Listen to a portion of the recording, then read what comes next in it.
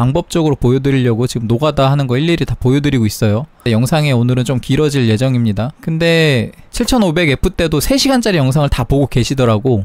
지금 여러분들은 좀 더 짧은 시간에 보시겠지만 저는 지금 녹화 거의 4시간째거든요. 이런 거 이번 기회에 잘 배우셔서 세팅하실 수 있게 오늘 디테일하게 좀 설명을 했으니까.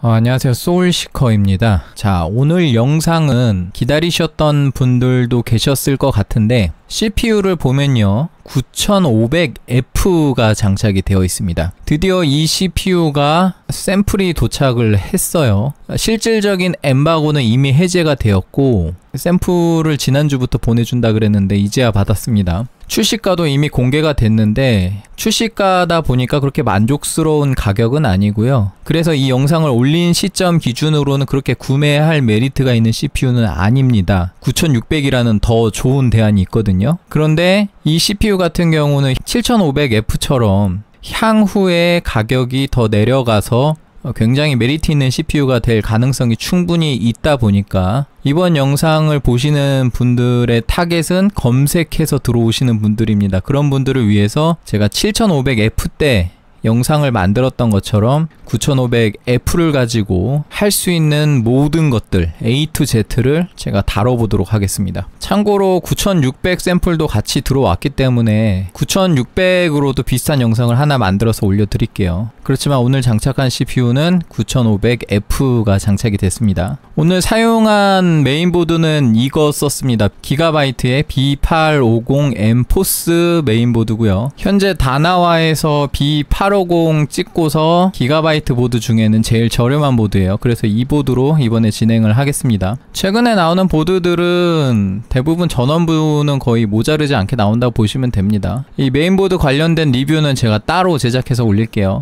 오늘은 보드에 대한 자세한 이야기는 생략하도록 하겠습니다. 그리고 오늘 장착한 쿨러는 요겁니다. 잘만의 Z5 쿨러를 장착을 했는데요. 이렇게 생긴 쿨러입니다. 제가 컴퓨텍스에서 보고 굉장히 관심 있었는데 잘만에서 보내줘서 장착을 했고요. 이 쿨러 관련 리뷰도 제가 나중에 따로 준비를 해서 올려드리도록 하겠습니다. 오늘은 포스보드에 잘만의 Z5 쿨러 장착을 했고 이 쿨러가 사이즈가 좀 크긴 한데 싱글 타워예요. 그래서 싱글 타워 쿨러에서 지금 9500F가 어느 정도 온도가 나오는지까지도 같이 체크를 해보겠습니다. 참고로 이렇게 안에 히트싱크 사이즈 하나 있는 싱글 타워고요. 히트 파이프는 5개 이렇게 연결되어 있습니다. 스펙상으로는 거의 싱글 타워의 탑급에 속하는데 어쨌든 싱글 타워 탑으로 유명한 쿨러도 제가 가지고 있거든요. 그거랑 나중에 성능 비교해 볼 테니까 관련 영상도 관심 있게 봐주시고요. 자, 일단 이 9500F의 순정 성능부터 먼저 테스트하고 가겠습니다. 그러면 이 9500F의 스펙을 잠깐 한번 보고 갈게요. 자, 구글에서 9500F로 검색하면은 인텔 거 나오는데 인텔 아니고 검색어를 약간 수정했습니다. 9500F AMD로 검색을 해보면 자, 여기에 AMD 사이트 나오죠. 요거 한번 눌러볼게요. 그러면 요런 페이지가 나와서 상세를 좀 보면 일단 6코어 12스레드고요. 맥스 클럭이 5GHz까지 올라간다. 베이스 클럭은 3.8 이런 거 관심 없습니다. 어차피 오토 부스트가 되기 때문에 이거는 별로 의미 없는 숫자고 L3 캐시 32메가 들어있고요. 그 다음에 TDP가 65W 밖에 안 됩니다. 그리고 온도 맥스가 TJ 맥스라 그러죠. 95도로 되어 있고요. 잠깐 다나와에서도 검색을 해봤는데 최대 클럭 5.0에 TDP가 65W지만 AMD에서는 TDP와 PPT는 또 다른 거거든요. 그래서 보통 TDP 65W 정도 되면 PPT가 88W라고 되어 있는데 실제로 소비 전력량이 PPT라고 보시면 됩니다. 그래서 특정 TDP에 해당하는 TDC, EDC, PPT라는 세팅 값들이 있어요. 그 중에 TDP 65W에 해당하는 소비 전력량은 88W다. 65W가 아닙니다. 88W. 실질적으로 88W를 커버할 수 있는 쿨러를 사용하면 상관이 없을 것 같고 보면은 저 같은 경우는 샘플을 받았기 때문에 CPU만 받았는데 레이스 스텔스 쿨러를 포함하고 있다고 해요. 그래서 레이스 스텔스 쿨러를 사용해도 충분할 거라고 저는 판단을 하고 있습니다. 88W 밖에 안 되기 때문에.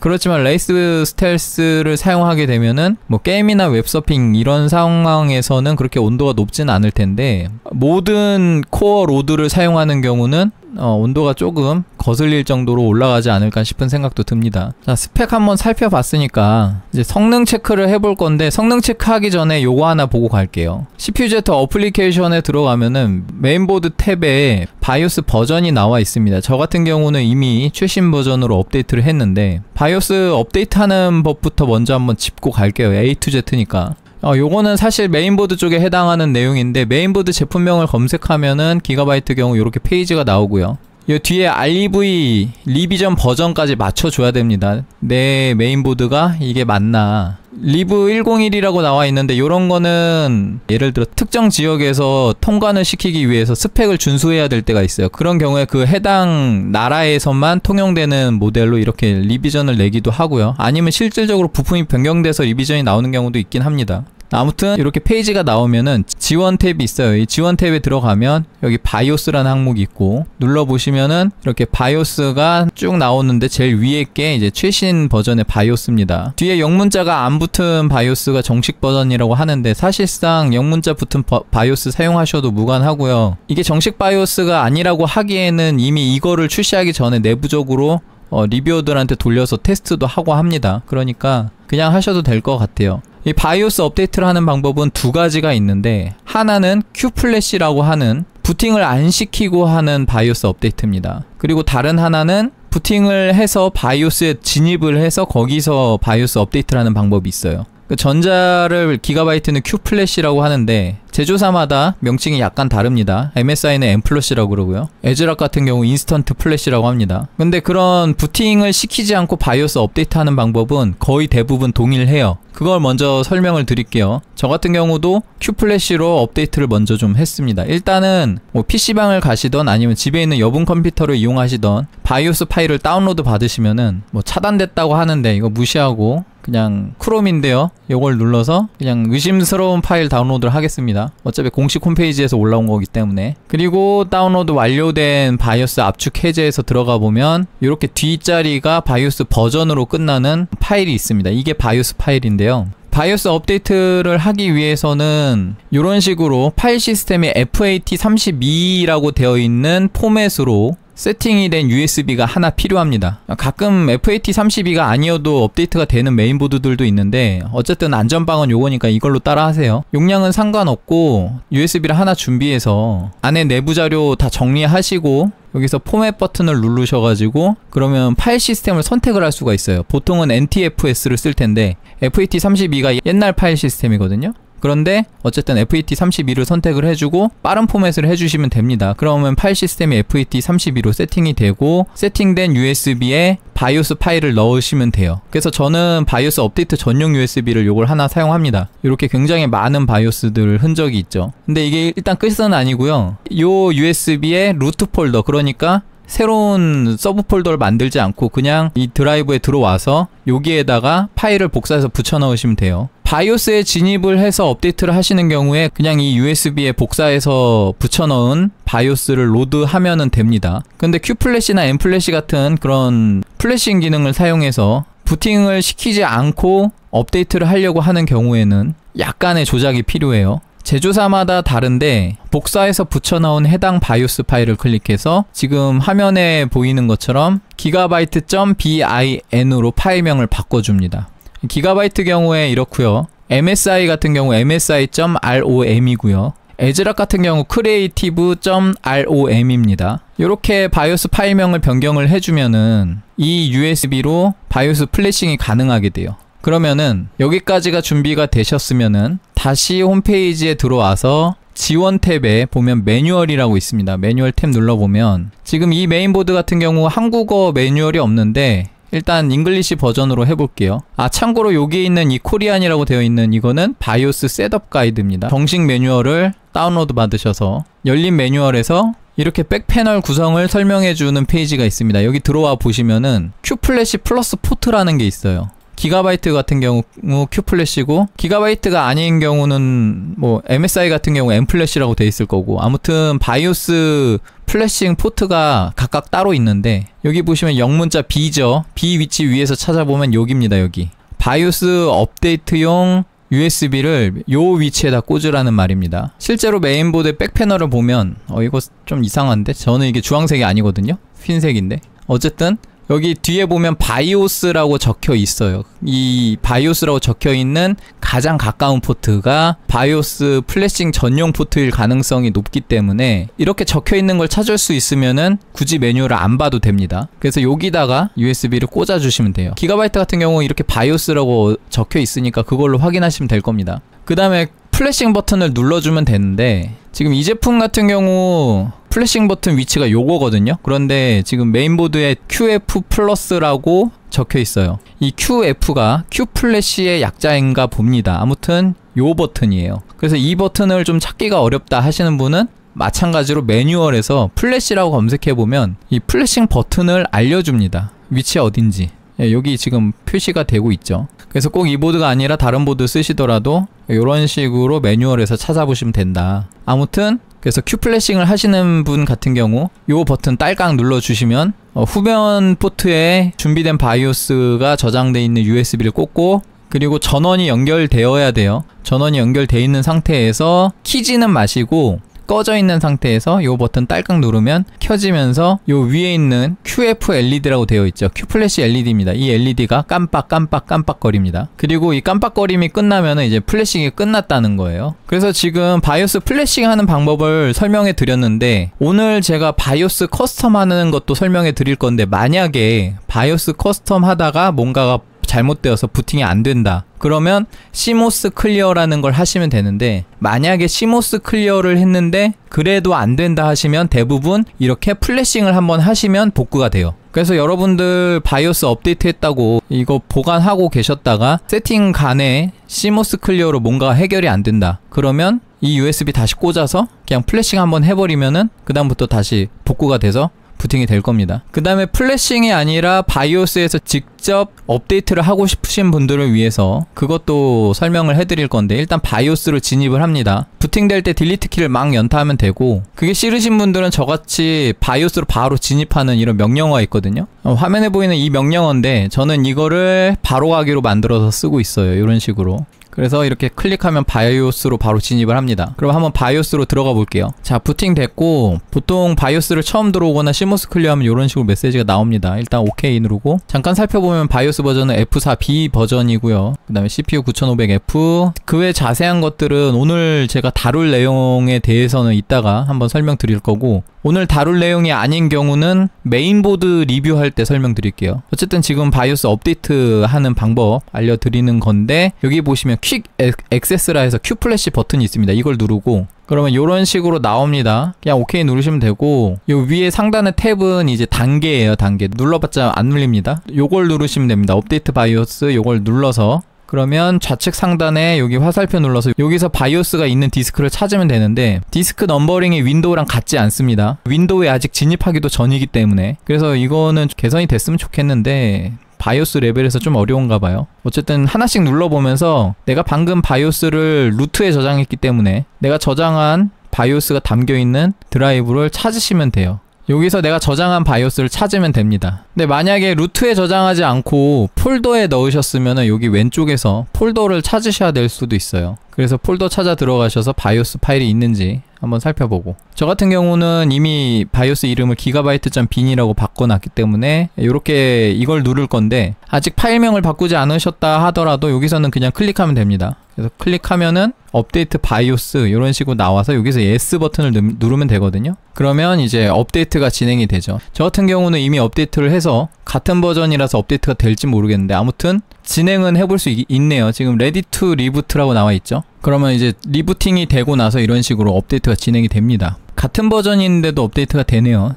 위에다가 다시 쓰기를 하나 봅니다. 자, 업데이트가 성공적으로 되면 이렇게 부팅이 됩니다. 부팅 잘 됐으면 CPU-Z 실행시켜서 메인보드에 업데이트 잘 됐는지 한번 확인해 보시고요. 자, 업데이트가 완료됐으면은 성능 체크를 한번 해볼 거예요. 성능 체크가 왜 의미가 있냐면은 만약에 내가 쿨러를 잘못 설치를 했을 때 이런 부하 툴을 가지고 부하를 딱 줬을 때 정상적이지 않은 온도가 나오면은 뭐가 문제가 있다라고 바로 캐치할 수 있습니다. 일단 하드웨어 인포 실행을 시킬 겁니다. 다운받으셔서 실행시키시면 되고 여기서 센서만 표시로 센서만 볼게요. 그래서 시작 버튼 누르면 뭐 이런 식으로 뜹니다. 버전은 비교적 최신 버전 쓰시면 되고요. 시네벤치는 R23 버전 쓸 거예요. 2024 버전이 나왔는데 2024 버전은 시간도 오래 걸리고 그리고 R23이 비교군 데이터도 많고 해서 여러모로 편리하니까 R23을 사용할 건데 이거 검색하셔서 다운받으시면 되고요. 무료고요. 그러면은 요렇게 되어 있는데 파일 탭에서 어드밴스드 벤치마크를 체크를 하면 요렇게 미니멈 테스트 듀레이션이 나와요. 요걸 5% 해서 돌릴 겁니다. 이걸 설정을 안 하면 한 10분씩 돌고 막 이래요. 그래서 5% 설정해서 돌릴 거고 그 다음에 하드웨어 인포 쪽에서 중요하게 볼 거는 여기 9500F 탭에 보면 코어 유효 클럭이라고 있어요. 이거를 열어서 각 코어 스레드별 유효 클럭을 볼 겁니다. 이게 각각 스레드 하나에 대한 유효 클럭이고요. 요 위에 있는 코어 클럭은 이거는 의미가 없어요. 요거는 별로 중요하지 않으니까 요건 닫아도 됩니다. 유효 클럭이 더 중요해요. 그 다음에 나머지는 별로 중요하지 않고 좀 내리면 이렇게 되어 있는 탭에 보면 이제 CPU의 온도가 나옵니다. 그래서 CPU 총 온도, 그 다음에 CCD 온도, 그리고 이거 열어서 코어 온도까지 같이 한번 보면 좋을 것 같고요. 그 다음에 여기서 TDC, EDC, 그리고 PPT까지 이렇게 3개까지 같이 체크해서 보겠습니다. 이 PPT가 사실상 CPU 패키지 전력 소모랑 거의 비슷한 값이라고 보시면 돼요. 오차가 약간 있는데 센싱 포인트에 따른 편차라고 보시면 될 거고, 어쨌든 우리는 이 PPT를 만질 수 있기 때문에 얘를 보면 돼요. 일단 이렇게 3가지 포인트 체크를 하고 이제 모니터링을 하겠습니다. 시네벤치 시작 버튼 눌러보면 자, 멀티코어로 부하를 주는 거기 때문에 6코어 12스레드를 모두 부하를 줍니다. 근데 지금 보니까 클럭이 4700 클럭도 안 터지네요. 이게 왜 그러냐면 아마 전력 소모에 걸렸을 것 같은데 지금 보시다시피 PPT가 88W를 쓰고 있죠. 그래서 아까 제가 잠깐 보여드렸던 TDP 65W의 PPT는 88W다. 그 PPT 88W에 도달을 했기 때문에 여기서 클럭이 더 못 올라가는 겁니다. 그러니까 이 CPU는 지금 최대 전력으로 일을 하고 있는 거예요. 그러니까 최대 클럭이 5000MHz라고 되어 있지만 그럼에도 불구하고 그 정도 클럭이 안 나올 수 있는데 그 이유는 전력 제한이 걸려 있기 때문이다. 그렇다고 여러분들 무턱대고 전력 제한을 해제를 하진 마세요. 그거 관련해서는 좀 중요한 포인트가 있어서 제 영상에서 그 포인트까지 설명을 할 테니까 그 부분까지 듣고 한번 판단해서 어느 정도 전력을 쓸 건지 그것까지 나중에 배워보시기 바랍니다. 근데 아무튼 지금 다 돌아갔으니까 온도를 잠깐 보면 최대 온도가 CPU 77.1, CCD는 78도 정도, 각 코어별 온도 최대 77도 이하죠. 일단 온도 자체는 나쁘진 않은 것 같아요. 이 정도 온도면 쿨러는 제대로 설치가 된 것 같고요. PPT 88W밖에 안 되니까 그렇게 온도가 높진 않은 것 같습니다. 그런데 사실 이건 한 바퀴만 돌려서 그렇고 이거를 10분 또는 30분 해서 여러 바퀴를 이런 식으로 돌리게 되면은 발열이 더 올라갈 수는 있어요. 일단 지금 점수가 15691점이 나왔는데 이거 한번 30분 돌려보고요. 이렇게 지속적으로 부하를 주게 되면은 쿨러의 히트싱크가 계속 뜨거워져서 점점 쿨링 효율이 약간씩 떨어지게 됩니다. 그래서 지속적으로 발열량이 약간씩 올라갈 수는 있는데 그게 어느 정도까지 올라가는지는 쿨링 환경에 달려 있어요. 쿨링 환경이라고 하면은 케이스 온도, 그 다음에 케이스에 유입되는 실내 온도, 그게 어느 정도냐에 따라서 다를 수 있는데 지금 먼저 좀 언급을 드리자면 저 같은 경우는 지금 오픈 케이스에서 테스트하고 있습니다. 오픈 케이스에서 테스트하고 있기 때문에 여러분들의 인 케이스에서 테스트할 때보다 온도가 좀 많이 낮을 수는 있어요. 왜냐하면 방 온도를 직접적으로 때려주는 거기 때문에 이렇게 테스트하게 되면은 여러분들이 인 케이스에서 테스트를 할 때는 방 온도가 케이스 내부로 들어가고 케이스 내부에서 데펴진 공기가 케이스 바깥으로 제대로 뿜어져 나와야 되는데 그게 제대로 안 될 수 있거든요. 특히 요즘 같은 어항 케이스는 더 그래요. 그래서 케이스 내부 열기가 케이스 외부 열기보다 더 뜨겁기 때문에 여러분들은 제 시스템보다는 적게는 한 4도에서 6도, 많게는 한 8도, 케이스 환경에 따라서 10도 이상 차이가 날 수도 있습니다. 그런 경우에 지금 보면은 온도가 거의 90도에 육박하게 되겠죠. 지금 지속적으로 발열을 거니까 한 78도, 지금 상황을 보아서 한 80도까지도 올라갈 수 있을 것 같아요. 근데 어쨌든 TJMax가 95도기 때문에 못 버틸 정도는 아니라고 봅니다. 이게 유효 클럭이 4700도 안 나오고 4651 정도 나오는데 이 정도 클럭이 나왔다고 해서 뭐 온도에 따른 스로틀링이 걸린다 그런 건 아니에요. 전력 제한에 걸린 거지. 그렇기 때문에 TJMax 95도에 도달하지 않았으면은 어쨌든 지금 당장에 스로틀링이 걸리는 건 아니다. 지속 부하를 하게 되면 온도가 좀 더 높아지기 때문에 점수가 소폭 떨어질 수는 있어요. 그런데 어쨌든 이게 온도가 상온 온도에 따라서 수렴해가기 때문에 수렴하는 지점에서 어느 정도 온도가 나오는지를 보시면 돼요. 그러면 점수도 아마 그 즈음에서 수렴을 할 거예요. 근데 방이 굉장히 밀폐된 공간이고 88 정도의 전력도 해소시키기 어려울 정도로 굉장히 더운 상태다 그러면은 온도가 계속적으로 올라갈 수는 있습니다. 쿨링 환경이라는 게 원래 그렇거든요. 근데 저 같은 경우는 어쨌든 설치는 잘 했다고 판단이 되고요. 만약에 쿨러를 장착할 때 CPU와 약간 유격이 생긴다거나 아니면은 쿨러에 스티커를 떼지를 않았다거나 뭐 그렇게 되면 이걸 돌리면은 막 온도가 막 95도 찍고 나서 막 100도까지 갈랑 말랑 이러거든요. 그러면 스로틀링 걸려서 클럭도 더 떨어지고. 그러니까 처음에 빌드를 하셨을 때 한번 이렇게 온도 체크를 해보시는 게 좋아요. 아무튼 일단 순정 상태에선 이상이 없다고 판단하고 정지하겠습니다. 점수는 대략적으로 15,700에서 900점 정도 나오네요. 이렇게 구글에서 9600X R23 이런 식으로 검색을 해보면 이미지 탭을 누르면 많은 점수들이 나오는데 이걸 눌러서 비교해보면 돼요. 여기 R23 멀티스레드 점수가 9600X 같은 경우 17,000점 정도였고, 그 다음에 9600 넌 X 같은 경우 여기 어떤 분이 테스트해 주신 결과가 있네요. 16,000점대가 나옵니다. 그러니까 9600X가 17,000점대, 그 다음에 9600 넌 X가 16,000점대, 그리고 9500F가 15,000점대라고 보시면 되네요. 1000점씩 깎이는 느낌입니다. 그게 코어 클럭 차이가 있어서 그래요. 어쨌든 순정 성능은 이렇게 파악을 해봤고, 싱글 코어 점수도 한번 돌려볼게요. 그리고 하드웨어 인포에서 요거 시계 모양 누르면 초기화가 됩니다. 이걸 딱 눌러놓고 이제 초기화 시켜놓은 상태에서 싱글 코어를 얼마나 사용을 하는지. 참고로 이렇게 싱글 코어 벤치를 돌리고 나서 유효 클럭을 보시면요, 특정 코어 하나가 올라가는 게 아니라 지금 여러 클럭들이 출렁출렁이죠. 보시면은 클럭이 막 5000까지 올라가는 적도 있지만 5000까지 올라가지 않는 클럭도 있죠. 이게 왜 그러냐면 이 작업을 할당받는 싱글코어의 스레드가 계속 변경이 돼서 그렇습니다. 지금 모니터링 툴은 이 작업이 할당되는 순간순간을 모니터링 하는 게 아니라 구간 평균이라고 보시면 돼요. 예를 들어 1초에 한 번씩 클럭을 표기해 준다. 그러면 1초 동안 이 컴퓨터가 굉장히 많은 연산을 하거든요. 그 많은 연산을 할 때 사용한 클럭의 평균치인데 그게 그 순간에도 스레드가 계속 변경이 되니까 그거의 평균을 냈을 때 이렇게 낮은 클럭도 계속 보이는 겁니다. 이거를 정말 하나의 스레드가 최대 클럭을 도달하는지 보고 싶으면은 다른 스레드를 다 꺼버리고 하나의 스레드만 할당을 하면은 그 스레드가 최대 클럭까지 터트려 줘요. 그것까지 한번 보여드릴까요? 일단 온도 체크 먼저 해보고, 지금 싱글 코어만 갈구는 경우에 온도가 그렇게 높진 않습니다. PPT도 대략적으로 40에서 54W 정도 쓰죠. 스레드 하나만 할당하는 방법은 밑에 작업 표시줄에서 마우스 오른쪽 작업 관리자 누르면 이렇게 작업 관리자가 열리는데, 여기서 자세히 누르고 그러면 시네벤치가 있습니다. 시네벤치를 찾아서 여기서 마우스 오른쪽, 그러면 선호도 설정이라고 있어요. 이걸 눌러보면 그러면 여기서 뭐 CPU 0번, 1번, 2번 이렇게 나옵니다. 이게 하나의 스레드라고 보시면 돼요. 스레드예요. 그래서 0번부터 11번까지 총 12개가 있어요. 그러면 이걸 다 끄고 하나만 체크해서 확인 버튼 한번 눌러볼게요. 그리고 보면은 계속 5000 클럭 나오죠. 이런 식으로 확인을 할 수가 있습니다. 그래서 시네벤치의 작업을 이 0번 코어의 0번 스레드에만 할당을 하겠다라고 지금 명시를 해준 겁니다. 참고로 지금 선호도 설정을 한 거는 이 시네벤치 한 바퀴가 끝나면 풀려요. 그래서 뭐 30분이나 뭐 1시간 이런 식으로 부하를 줄 때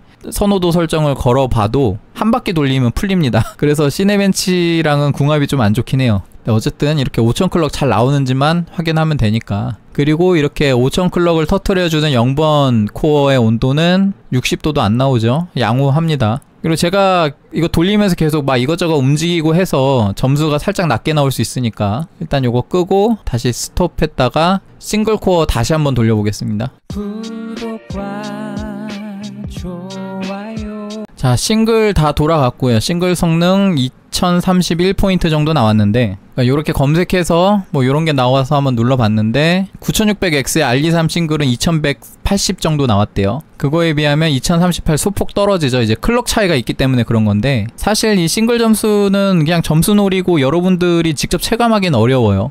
체감을 하려면 게임을 직접 돌려봐야 되고, 그 게임 퍼포먼스 차이가 얼마나 나는지는 다른 유튜버 분들이 비교 영상 해줄 겁니다. 오늘 저는 다른 제품들하고 비교는 하진 않을게요. 이제 순정 성능 체크가 끝났으니까 지금부터 이제 바이오스 들어가서 이거저거 한번 만져보겠습니다. 자, 바이오스 진입을 했고요. 일단 바이오스를 만지실 때는 그냥 어드밴스드 모드에서 하시는 게 좋아요. 그래서 어드밴스드 모드 바로 들어가서 여러 가지 옵션들이 있는데 테마별로 설명을 드리겠습니다. 일단 여기서 여러분들이 먼저 좀 체크를 해보면 좋을 만한 게 CPU가 지금 전력을 88W밖에 안 쓰죠. 그렇기 때문에 전력을 더 줬을 때 CPU가 얼마나 일을 잘하는지 그거를 먼저 체크해보면 좋습니다. 어떻게 체크를 하냐면 전력 제한을 풀면 되는데 일단 세팅 옵션에 들어가서 그러면 AMD 오버클럭킹이 있고 뭐 경고 문구가 이렇게 나오죠. 액셉트 누르고 그 다음에 프리시즌 부스트 오버드라이브라고 있습니다. 이거 들어가서 프리시즌 부스트 오버드라이브 옵션을 오토로 되어 있는데 이거를 어드밴스드로 바꿀게요. 그러면 이런 옵션이 나오는데 그 중에 PBO 리밋이라는 옵션을 클릭을 하면 오토에서 마더보드라는 값을 한번 눌러볼게요. 이 마더보드라는 값은 이 마더보드에서 설정할 수 있는 가장 최대치를 쓰겠다는 의미입니다. 그래서 이거를 설정해놓고 저장하고 나가기. 자, 부팅이 됐습니다. 전력 제한 해제는 안전 범위 내에서 움직이는 거니까 여러분들 문제가 생길까 걱정하실 필요는 없고요. 다시 시네벤치 열어서 한번 돌리면서 어느 정도 나오는지 한번 보겠습니다. 30분 돌려볼게요. 자, 그러면은 TDC, EDC, PPT가 아까보다 더 높아졌죠. 지금 110W 정도의 PPT가 사용이 되고 있고 온도는 이제 90도를 넘어서 이제 스로틀링 영역에 이제 슬슬 들어갑니다. 뭐 90도부터 슬슬 시동을 건다고 보시면 되거든요. 그러면은 유효 클럭이 아까보다 훨씬 올라갔죠. 4800 정도. 근데 그만큼 온도도 올라가죠. 그래서 이렇게 전력을 더 쓰고 싶으면은 쿨러를 좀 더 좋은 걸 써주면 좋은데 근데 무작정 이렇게 전력을 해제해서 쓸 때는 함정 카드가 좀 있습니다. 그것도 설명을 드릴 건데 일단 한 바퀴가 돌았으니까 여기다 마우스 갖다 놓으면 점수 나오거든요.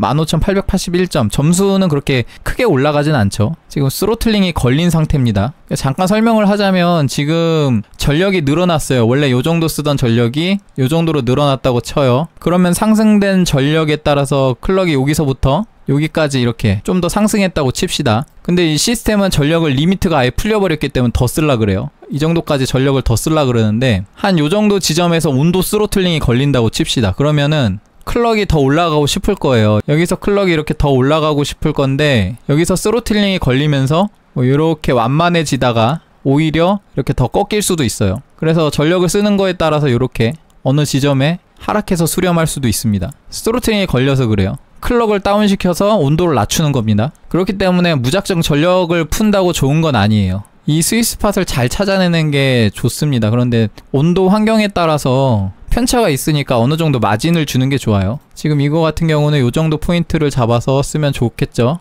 그래서 보통 온도를 보시고 온도가 너무 높게 올라간다 그러면 이거를 무작정 풀 게 아니라 제한을 해주면 됩니다. 지금 보니까 한 110W 정도 되니까 난리가 났죠. TJ 맥스까지 올라갔다고 보시면 됩니다. 그러면은 이거를 110W 말고 좀 더 낮춰볼게요. 88W랑 110W 사이 어딘가를 쓰면 성능은 올라가고 온도도 아주 소폭 올라가지만 스로틀링이 걸리지 않은 수준으로 그 정도로 전력 제한 해제를 할 수 있을 겁니다. 자, 바이오스 진입을 해서 자, PBO 리밋을 마더보드가 아니라 매뉴얼로 바꾸고요. 그럼 여기 숫자가 굉장히 크죠. 근데 여기 보면 단위가 앞에 소문자 M이 붙어 있습니다. 그래서 1000이 곱해져 있다고 보면 됩니다. 그래서 PPT를 지금 110W가 요 정도예요. 그런데 우리는 88W에서 110W 사이에 어떤 값을 쓸 거예요. 갭이 한 22W 정도 되니까 한 적당히 중간값인 100W 정도라고 합시다. 뒤에 공 3개 더 붙여주면 돼요. 이 PPT 하나만 세팅해 놓으면 TDC나 EDC에 가기 전에 먼저 PPT에 걸립니다. 그러니까 TDC, EDC는 안 바꾸셔도 돼요. 그냥 요렇게 PPT만 수정하고 저장하고 나가게 하면 되는데 아까 저장하고 나가기 설명을 안 해드렸더라고. 여기 Save and Exit 들어가서 요거 더블 클릭하면 저장할 거냐 물어보는데 예스 누르면 됩니다. 근데 요게 귀찮으신 분은 그냥 어느 위치든 상관없이 F10을 누르면 나와요. 그러면 이렇게 내가 수정한 옵션들 나오고 이게 맞는지 확인해보고 예스 누르면 됩니다. 시네벤치 한번 돌려보면 자, PPT 100W에서 멈추는 거 보이죠? PPT가 먼저 100W에서 걸렸기 때문에 TDC나 EDC는 바이오스에서 세팅된 맥스값까지 어차피 못 올라가죠. 그 다음에 온도는 85도 정도 나오고 유효 클럭은 4780 대충 4800 조금 안되게 나오네요. 이게 유효 클럭이 아까보다 좀 더 낮은 것 같은데 아까는 4800까지 나왔는데 이렇게 하실 수 있는데 점수 보세요. 스로틀링이 해결이 됐기 때문에 아까 15800점대 나오던 것보다 오히려 더 점수가 잘 나오죠. 15974점. 이게 전력 제한을 아예 무작정 해제하는 거와의 차이인데 스로틀링이 해소가 돼서 그렇습니다. 그리고 스로틀링 걸리면 클럭도 점점 떨어져요. 어쨌든 온도는 86.4도. 이거 같은 경우는 뭐 30분 갈구면은 더 올라갈 수도 있어요. 90도까지 진입을 할 수 있을 것 같은데 온도 마진 그 정도면은 나쁘지 않다고 생각해요. 전력 제한 원리 자체가 순정값 그대로 사용하는 거고 거기에 전력만 더 쓰는 거다 보니까 쿨러가 여유가 있으면 괜찮겠지만 지금 싱글타워 쿨러에서는 그렇게 여유가 많진 않습니다. 그래서 전력 제한을 살짝 풀어주는 것만 가지고 재미 보기는 지금 어려운 상황이에요. 근데 일단 재미는 보고 싶잖아요. 그러면 재미를 한번 지금부터 봐보겠습니다. 그래서 지금부터 보여드릴 거는 안정적인 세팅에서 동작하는 게 아니라 불안정성을 건드리는 거예요. 이 CPU 코어가 가지고 있는 잠재력을 끄집어내는 겁니다. 이 AMD도 그렇고 인텔도 그렇고요. CPU는 그 생산 공정에 따라서 각각 코어들이 다른 수율을 가질 수 있어요. 어느 정도 특정 클럭을 터트리는데 필요한 전압값이 다 다를 수가 있는데 그 코어들을 적당히 잘라가지고 어느 정도 도달을 할 거냐 그런 평균치를 내서 어느 정도 단계별로 산출을 해서 라인업을 만드는 겁니다. 근데 지금 9500F 같은 경우는 5GHz죠. 이게 9500F가 5GHz로 나오게 된 배경은 두 가지가 있을 건데 이 젠5에서 6코어 제품인 9600이 처음에 나왔을 때 얘는 최대 클럭이 5.4GHz였어요. 그런데 6개 코어를 가지고 5.4GHz에 도달을 못하는 코어들도 나올 수 있잖아요. 그런 제품들을 모아서 낸 게 9600입니다. 얘는 5.2GHz, 그러니까 5.4GHz는 도달 못하고 5.2GHz는 도달할 수 있는 제품들을 뽑아다가 9600을 만들어서 출시를 한 겁니다. 그런데 이 5.2GHz까지도 도달을 못하는 코어들이 있어요. 그거를 모아다가 출시를 하는 소위 뿔딱 버전, 그게 9500F가 되는 겁니다. 그러니까 이 5.2기가도 도달 못하는 뿔딱들 모아서 어떻게든 상품화해서 그걸 버리지 않고 판매를 하면은 돈이 들어오잖아요. 그런 거 가지고 다른 요 더 상위 제품들 가격 단가도 내려서 더 경쟁력 있게 팔 수 있고 그런 겁니다. 그래서 어쨌든 인텔도 그렇고요, AMD도 그렇고 그런 식으로 코어를 잘 활용을 해서 비용 절감을 하는 건데, 근데 다른 케이스가 하나 있어요. 9500F는 내장 그래픽이 없는 모델이잖아요. 예를 들어 5.4GHz는 충분히 도달을 해요. 그런데 내장 그래픽 쪽에 뭐가 잘못 나와서 문제가 있어. 그러면 그 제품은 내장 그래픽 죽여놓고 9500F로 낼 수도 있는 겁니다. 그러면은 운이 좋으면은 또 고클럭까지 들어가는 제품이 9500F에 있을 수도 있죠. 그 다음에 이거는 현 시점 기준으로 흔하지 않을 것 같긴 한데, 예를 들어 7500F 같은 경우 판매량이 굉장히 많아요. 그러면 7600으로 나갈 거를 7500F로 이렇게 찍어낼 수도 있습니다. 지금 만들어내는 공급보다 수요가 훨씬 많아. 그러면은 7500F 수요가 많기 때문에 7500F 판매량을 늘리기 위해서 7600을 7500으로 다운그레이드해서 판매를 할 수도 있는 거죠. 그런 식으로 이런 수요에 따라서 AMD에서 조정을 할 때 그러한 CPU들이 가지고 있는 잠재력, 그거를 끄집어내는 게 소위 말하는 오버클럭이라고 얘기를 합니다. 지금부터 들어갈 거는 오버클럭 또는 언더볼팅 혹은 커브 옵티마이저, 뭐 이런 이야기들로 들으셨을 텐데 어떤 이름을 쓰던 간에 시스템의 안정성을 건드리는 거예요. 그렇기 때문에 지금부터 보여드릴 내용은 만약에 여러분들이 이 내용을 보고 나도 해보고 싶다 이렇게 생각하실 경우에 중요한 게 있는데, 첫 번째로 언급을 하자면 이 코어의 잠재력은 CPU마다 다를 수가 있어요. 어떤 CPU는 클럭이 잘 들어가고 어떤 CPU는 클럭이 안 들어가고 편차가 분명히 있을 수 있습니다. 지금 제가 장착한 9500F도 어느 정도 클럭이 들어갈지 아직 해보지 않아서 몰라요. 근데 여러분들이 사용하는 9500F랑 제 9500F는 소위 말하는 그 수율이 다를 수가 있습니다. 그렇기 때문에 제가 넣은 값을 그대로 따라 하시면은 안 됩니다. 그러면 제 영상을 왜 보냐? 물고기를 드리는 게 아니라 낚시하는 방법을 알려드리려고 하는 겁니다. 그래서 제가 지금부터 하는 거 보시고 하는 방법을 배우셔서 방법을 따라 하세요. 값을 따라 하시지 마시고. 값을 따라 했다가 안 되면은 아예 부팅이 안 될 수도 있어요. 물론 부팅 안 되면 복구하는 방법 다 있습니다. 시모스 클리어를 하든가, 그래도 안 되면 바이오스 플래싱 하라고 아까 얘기 드렸죠. 너무 겁먹지 마시고 안전장치들이 다 있기 때문에 일단 제가 얘기하는 것들만 잘 지키시면은 크게 문제가 없을 겁니다. 장비가 물리적으로 고장난다거나 이런 거는 크게 없을 거예요. 자, 그 다음에 중요한 거 하나만 더 언급하고 가겠습니다. 지금부터 보여드릴 내용은 이런 시스템의 잠재력을 끄집어내는 거기 때문에 시스템 코어의 한계가 어느 정도이냐에 따라서 시스템 안정성이 떨어질 수 있어요. 시스템 안정성이 떨어진다는 말은 무슨 말이냐면 코어가 연산을 하다가 실패가 날 수 있다는 겁니다. 코어가 연산을 하다 실패가 나면 그 연산이 성공할 거라고 예상하고 돌아가는 프로그램에서 에러가 발생할 수 있죠. 근데 그게 뭐 게임 레벨에서 발생하면 그냥 게임이 멈춘다거나 꺼진다거나 이 정도 수준이지만 OS 레벨에서 발생을 하면은 컴퓨터가 멈춥니다. 그리고 심할 경우에는 OS가 뻥 날 수도 있어요. 물론 너무 겁먹으실 게 없는 게 OS가 어떨 때 뻑이 나고 어떻게 해야 최대한 OS가 손상되는 일을 방지할 수 있는지 그런 것도 제가 대부분 경험이 있거든요. 그러니까 너무 겁먹지 마시고 제가 얘기하는 내용들 막 스킵하지 마시고 잘 주워 들으세요.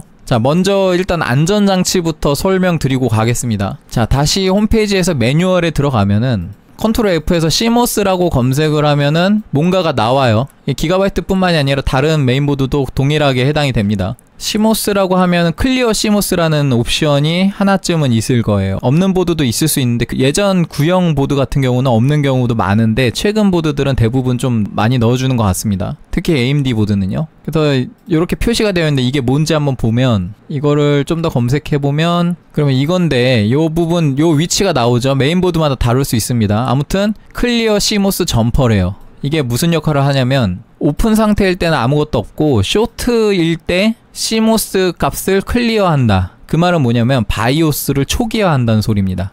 바이오스 초기화하는 방법이 두 가지가 있는데 하나는 배터리를 빼는 거예요. 그런데 배터리 빼는 방식은 배터리 빼기도 힘들고 막 분해를 해야 될 수도 있고 그래요. 그러니까 요거 하지 마시고 요 방식을 쓰시면 되는데 이걸 쇼트를 어떻게 하느냐, 많은 사람들이 이거를 드라이버를 갖다 대서 쇼트를 시켜라 뭐 요런 얘기도 있긴 합니다만 컴퓨터 케이스에 리셋 버튼 있죠. 리셋 버튼을 메인보드에다 연결하는 리셋 스위치가 2개 핀짜리가 있어요. 그거를 빼서 여기다 꽂으세요. 그러면 케이스의 리셋 버튼을 누르면은 클리어 CMOS가 동작을 하게 됩니다. 근데 요즘 케이스 보니까 또 리셋 버튼 없는 것들도 많더만요. 그러니까 만약에 리셋 버튼이 없는 경우는 뭐 드라이버로 쇼트 하셔도 되는데 쿠팡 같은 데서 이거 똑같이 검색하세요. 파워 SW, 파워 스위치란 소리입니다. 그러면 요런 거 나와요. 뭐 한 개도 좋지만 배송료가 포함된 거니까 저 같은 경우는 고장 날 거 대비해서 한 5개, 뭐 10개 이렇게 세트로 주문을 하거든요. 생각보다 고장이 잘 나요. 그래서 요런 거 주문을 해서 요 파워 스위치라고 써 있긴 한데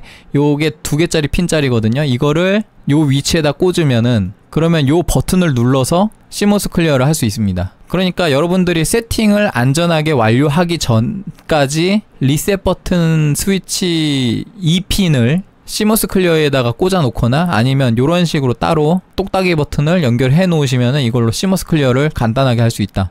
이게 개당 가격은 되게 싸거든요. 그런데 배송비가 포함되어 있어서 이 정도 가격이 나오는 거니까 여러 개 주문하실 분들은 요런 거 누르면 개당 가격은 230원 밖에 안 하죠. 배송료 2,500원. 요거 요렇게 해가지고 요거 이렇게 숫자 올려서 여러 개 주문하면 되겠죠. 그러면 10개 주문해도 배송비 합쳐서 4,800원. 판매자가 컴퓨전이랍니다. 쿠팡이 배송이 빠를 거라 생각해서 쿠팡으로 왔는데 이렇게 배송이 좀 오래 걸리면은 그냥 네이버에서 주문하셔도 되고요. 로켓 배송 없나? 로켓 배송으로 이런 것도 있습니다. 이것도 쓸 수 있어요. 여기서 이 파워 스위치라고 적혀있는 요거 하나만 CMOS 클리어에 연결하면은 이거 똑딱이 버튼 누르면 됩니다. 이런 거 다 쓸 수 있는데 대부분 그냥 저렴한 거 쓰시면 돼요. 그래서 일단 CMOS 클리어 하는 방법 요렇게 알려드렸고 그 다음에 바이오스 플래싱 하는 방법은 아까 알려드렸죠. 그 정도 준비해 놓으면은 뭐 바이오스가 뭔가 문제가 생겨서 부팅이 안 될 때 일단 1차적으로 CMOS 클리어 해보고 그래도 안되면 2차적으로 바이오스 플래싱 하면은 복구가 됩니다. 그러니까 너무 걱정하지 마시고 CMOS 클리어로 해결이 안되는 경우는 바이오스까지 뻥 났을 텐데 굉장히 드물어요. 그렇기 때문에 사실 바이오스 플래싱까지 할 일은 거의 없을 거고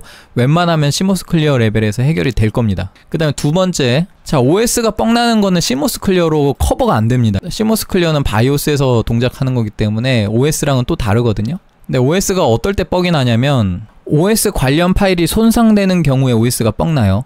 그런데 원래 OS 관련 파일은 시스템 파일로서 보호가 됩니다. 쓰기가 안 되거든요. 쓰기를 하려면 시스템 권한이 있어야 되거든요. 일반 유저 권한으로는 OS 관련 파일을 손상시키는 게 쉽지 않을 거예요. 근데 이게 어떨 때 손상이 되냐면 시스템 권한을 가지고 OS 관련 파일을 쓰게 하는 경우에 OS 파일이 손상될 수 있어요. 이게 어떤 케이스가 있는지 그 케이스만 피하면 됩니다. 첫 번째로 윈도우 업데이트. 대부분 윈도우 업데이트나 아니면 그에 준하는 작업의 경우, 그러니까 오버클럭 등의 바이오스 커스텀을 하고 있을 때 갑자기 나도 모르게 시스템 종료를 할 때 윈도우 업데이트에 들어간다. 그러면 윈도우 업데이트가 돌아가기 전에 재빨리 그냥 꺼버리는 게 오히려 낫습니다. 전원 버튼을 누르든 파워를 떨어뜨리든 아무튼 꺼버리는 게 오히려 이 파일 손상에서 안전하게 보존할 수 있는 방법이에요. 바이오스 상태가 불안정한 상태에서 이런 윈도우 업데이트가 돌아가게 되면 OS 파일에다가 잘못된 쓰기 값이 들어가요. 그렇기 때문에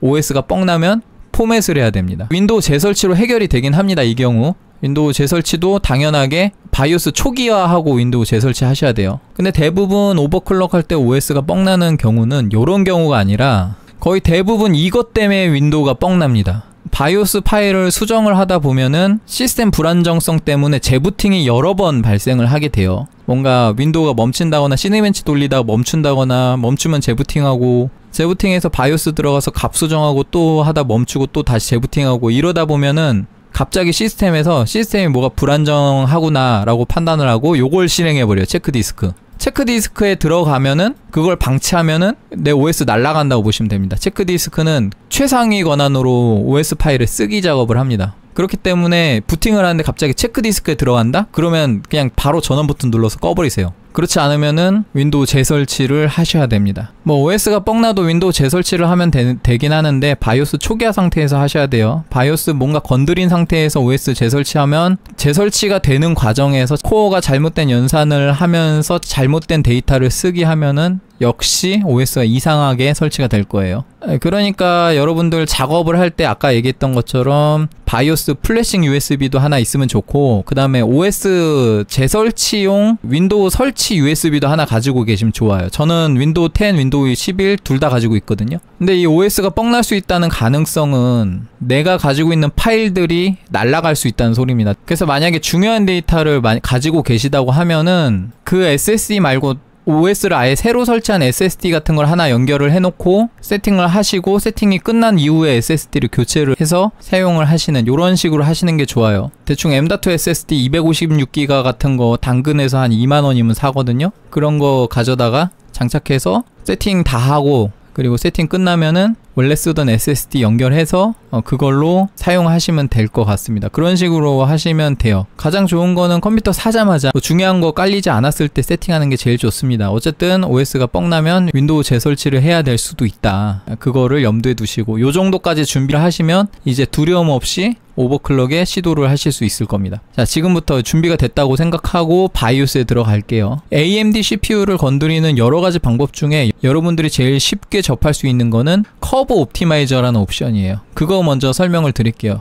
참고로 커브 옵티마이저도 일종의 오버클럭입니다. 근데 커브 옵티마이저는 CPU가 가지고 있는 최대 클럭을 유지하는 범위 내에서 전력 효율성을 개선하는 기능이기 때문에 최대 클럭에 도달을 하면은 거기서부터는 이제 전력이 감소해요. 그렇기 때문에 여러분들이 뭔가 온도 잡을 때 쓰는 거다 이렇게 알고 계신 분들이 계시는데 사실상 오버클럭의 영역이다. 자, 커브 옵티마이저도 세팅 메뉴에서 AMD 오버클럭킹, 액셉트, 그리고 프리시즌 부스트 오버드라이브 들어가면 일단 아까 세팅한 값이 있네요. 이거 원복을 잠깐 할게요. 원복하는 방법도 알려드릴게요. 시모스 클리어하는 방법도 있지만 이미 부팅된 상태에서는 요거 하면 됩니다. 세이브 앤 엑시 들어가서 로드 옵티마이저 디폴트 예스 누르면 이제 바이오스가 이제 초기 값으로 다 바뀌어요. 그 다음에 요것도 한번 설명드릴게요. 지금 내가 세팅한 값을 저장하는 옵션이 여기 있습니다. 8개의 프로필 공간을 제공하고 있고요. 파일로도 저장할 수 있어요. 그런데 파일로 저장한 경우에 불러올 때는 같은 바이오스 버전 내에서만 쓸 수가 있습니다. 운이 좋으면은 다른 바이오스 버전에서도 될 수도 있는데 거의 가망은 없다고 보시면 돼요. 그리고 저장한 바이오스는 로드 프로필로 불러올 수 있는데 지금 저장된 게 없어서 안 뜨는 거고요. 그래서 지금 초기화를 한번 했고요. 다시 프리시즌 부스트 드라이버에 들어오면은 초기화를 했기 때문에 오토로 되어 있는데 이거를 다시 어드밴스드로, 그럼 PBO 리밋은 오토로 되어 있죠. 이거 오토 상태에서 그냥 진행을 하겠습니다.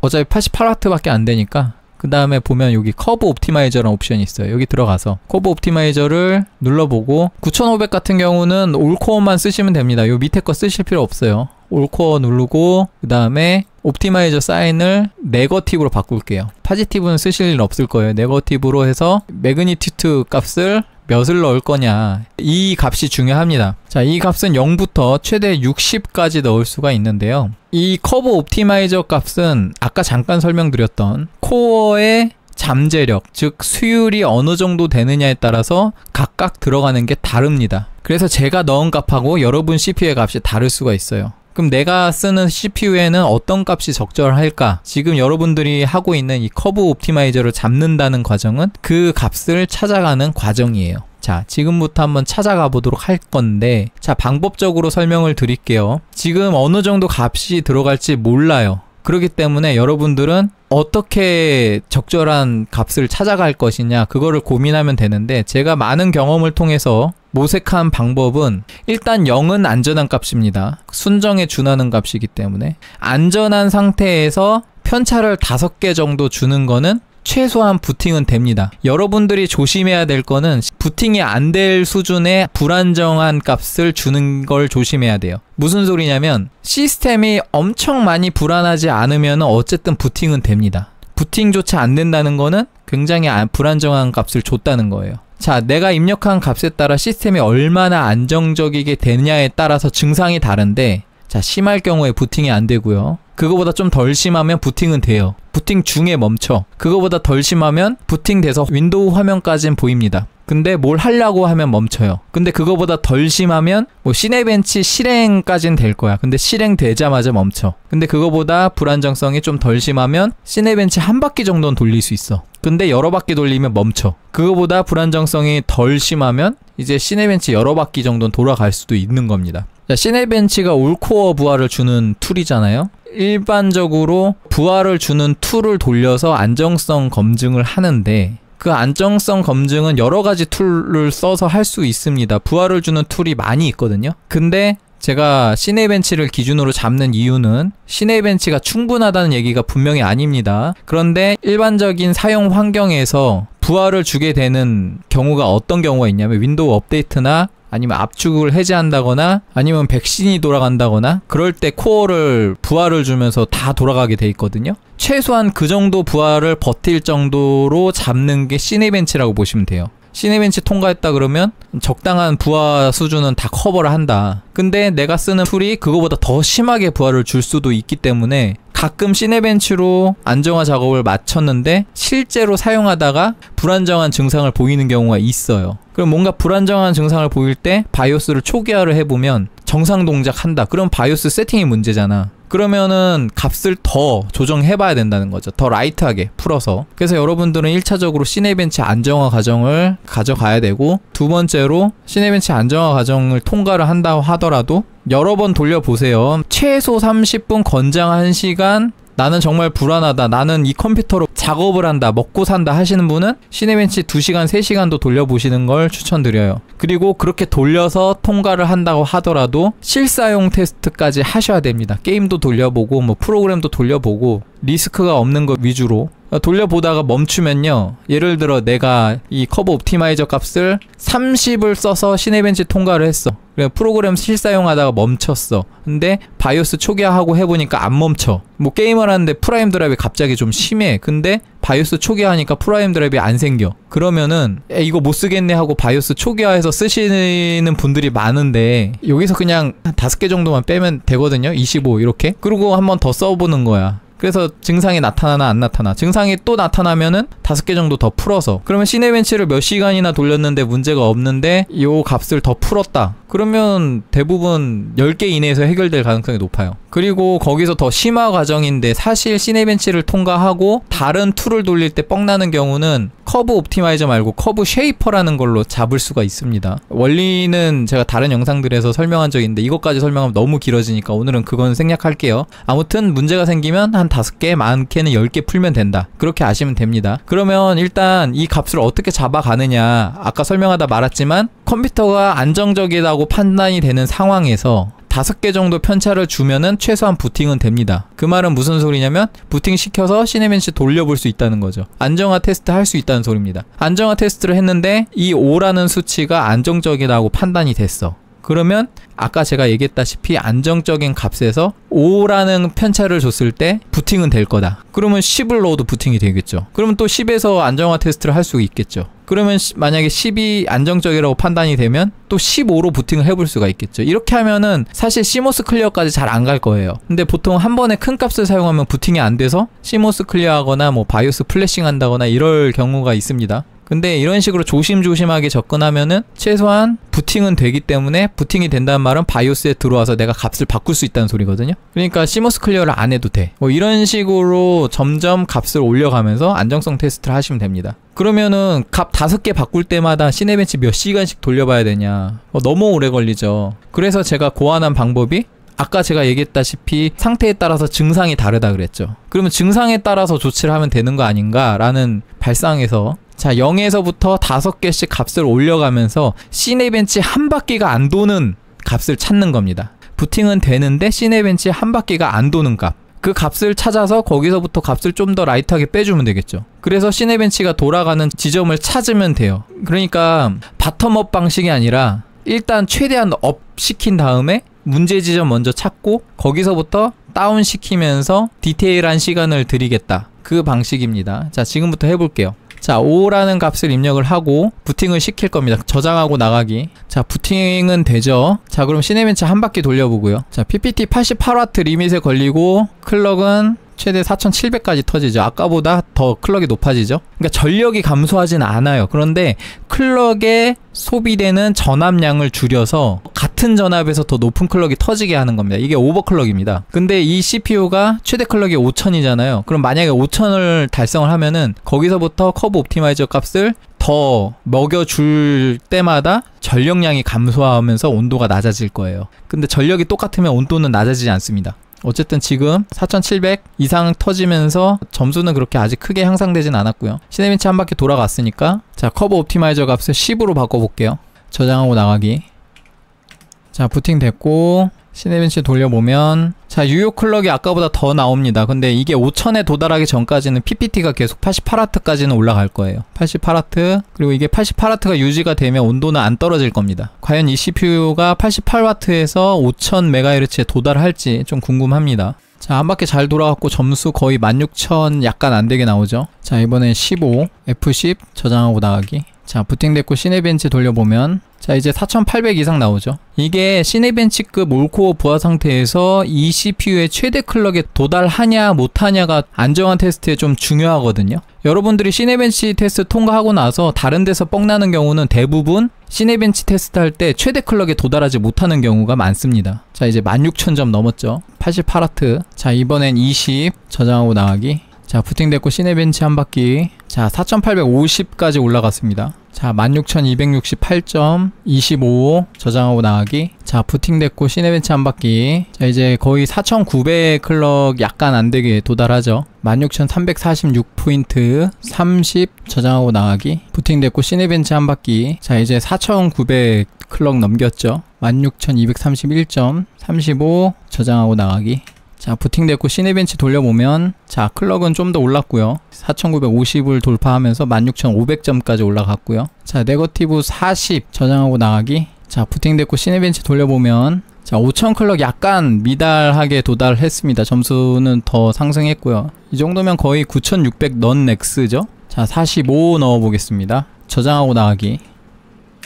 자, 부팅됐고 시네벤치 돌려보면, 자, 유효 클럭이 드디어 최대 클럭에 도달했습니다. 이거 최대 클럭 도달한 거예요. 그러면은 지금 사용 전력량을 보면 PPT가 88하고 거의 근접하긴 했는데 약간 조금 떨어졌어요. 만약에 이게 안정적이라고 하면은 커브 옵티마이저 값을 여기서부터 더 넣을수록 전력이 떨어질 거고 온도가 떨어질 겁니다. 왜냐면 클럭을 더 못 올리니까. 여기서부터 이제 클럭이 안 올라가요. 그러니까 점수는 동일하다고 보시면 됩니다. 그 대신 온도가 낮아지겠지. 아무튼 지금 점수는 16700점 약간 안되게 나오고, 자, 50 저장하고 나가기.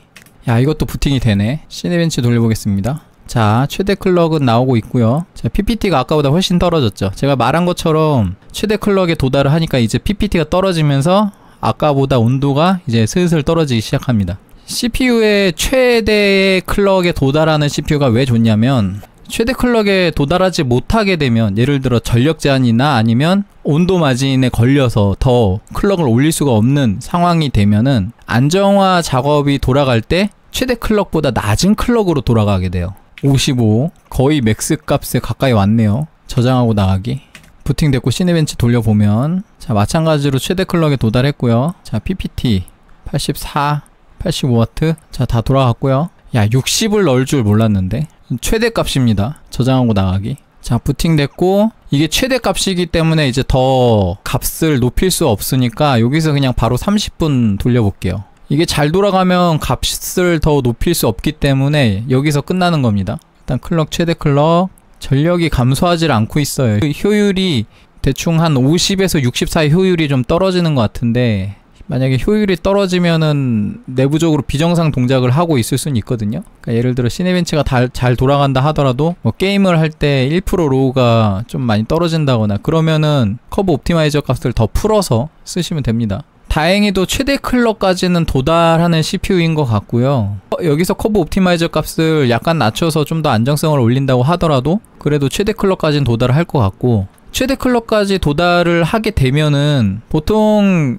시네벤치 잘 돌아갔는데 다른 데서 뻥나는 CPU 같은 경우는 이렇게 올코어 부하로 부하를 걸 때 최대 클럭에 도달하지 못하면은, 예를 들어 4600 클럭으로 돌았다고 칩시다. 그러면 이 시네벤치 안정화 작업은 4600에서 안정화가 된 거예요. 근데 올코어 부하를 걸지 않는 좀 더 라이트한 부하 상태에서 4600보다 더 높은 클럭에 도달을 할 수가 있습니다. 그러니까 올코어 부하 테스트 때 최대 클럭에 도달하지 않는 CPU 같은 경우는 그거보다 더 높은 클럭으로도 테스트를 해야 되는 거예요. 예를 들어 4600에서 동작할 때보다 4700, 4800에서 동작할 때가 더 높은 전압이 요구가 돼요. 그런데 커브 옵티마이저를 너무 타이트하게 조여 놓으면 더 높은 클럭에서 뻑이 날 수 있습니다. 그렇기 때문에 보통 시네벤치 안정화를 가져가고 실사용 테스트에서 뻥나는 경우, 혹은 실사용 테스트에서 1% 로우가 떨어진다거나 뭐 이런 비정상적인 동작을 보일 때 대부분의 경우는 최대 클럭에 동작하지 못하는 경우, 근데 만약에 올코어 테스트에서 최대 클럭에 도달을 하면은 실사용 테스트도 더 안정적으로 가져갈 가능성이 더 높아지죠. 물론 문제가 발생할 소지는 여전히 있습니다. 그게 얼마나 타이트하게 조이냐의 문제인데, 정 불안하면은 내가 잡은 값에서 커브 옵티마이저 값을 한 10개 빼고 쓰시면 그나마 좀 더 안정적으로 쓰실 수 있을 거예요. 지금 CPU 같은 경우는 얘가 5000 클럭이 최대 클럭이죠. 이게 어느 정도 수율의 코어를 갖다 박아놨는지 잘 모르겠어서 제가 이 9500F의 커브 옵티마이저 수치가 어느 정도가 평균치다라고 얘기하기는 어렵습니다. 그렇지만 지금 제가 테스트했던 CPU 같은 경우는 일단 커브 옵티마이저 값을 최대치로 넣었는데도 불구하고 돌아가요. 5000 클럭에 도달을 했고, 지금 전력 소비량이 88W가 안 되게 사용을 함에도 불구하고 5000 클럭으로 동작이 가능했습니다. 그렇기 때문에 일단 이 CPU 같은 경우는 요렇게 테스트를 하면은 좀 더 라이트한 작업이든 부하가 걸리는 작업이든 5000 클럭으로 돌아가고, 그 상황에서 지금 부하 테스트를 견뎌낸 전압이 요거보다 더 높은 전압을 요구할 가능성이 없으니까 일단은 안정적으로 사용할 가능성이 높다고 보는 거죠. 그래서 어쨌든 커브 옵티마이저 테스트는 요런 식으로 제가 했던 것처럼 하시면 되는데,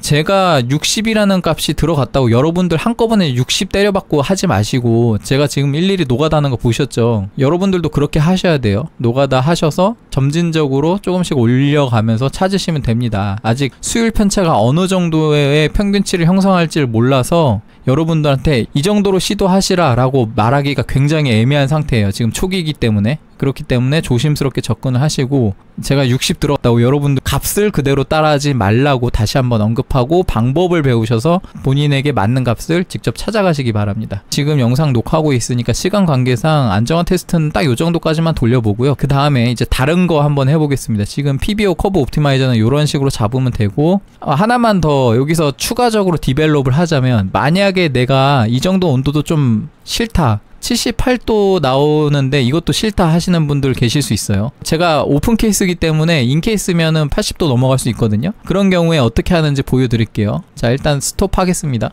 자, 지금부터 보여드릴 거는 제가 방금 보여드렸던 부하 테스트 상태에서 온도가 마음에 안 들다, 더 낮추고 싶다 하는 경우에 성능을 하락시켜서 온도를 낮추는 방법입니다. 두 가지 방법이 있는데, 먼저 전제 조건을 깔고 갈게요. 커브 옵티마이저 세팅을 다 완료하고 나서 적용을 하는 겁니다. 순서가 바뀌었을 때 지금 제가 보여드리는 방법을 먼저 적용하고 커브 옵티마이저 값을 수정했으면은 안정화 테스트 또는 실사용 테스트에서 문제될 여지가 더 커집니다. 어쨌든 다시 한번 언급하지만 안정화 테스트까지 끝나고 나서 적용하는 거다. 자, 두 가지 방법이 있는데 첫 번째로 플랫폼 서멀 스로틀 컨트롤이라는 옵션에서 오토 값을 매뉴얼로 바꾸고요. 그러면 항목이 하나 나오죠.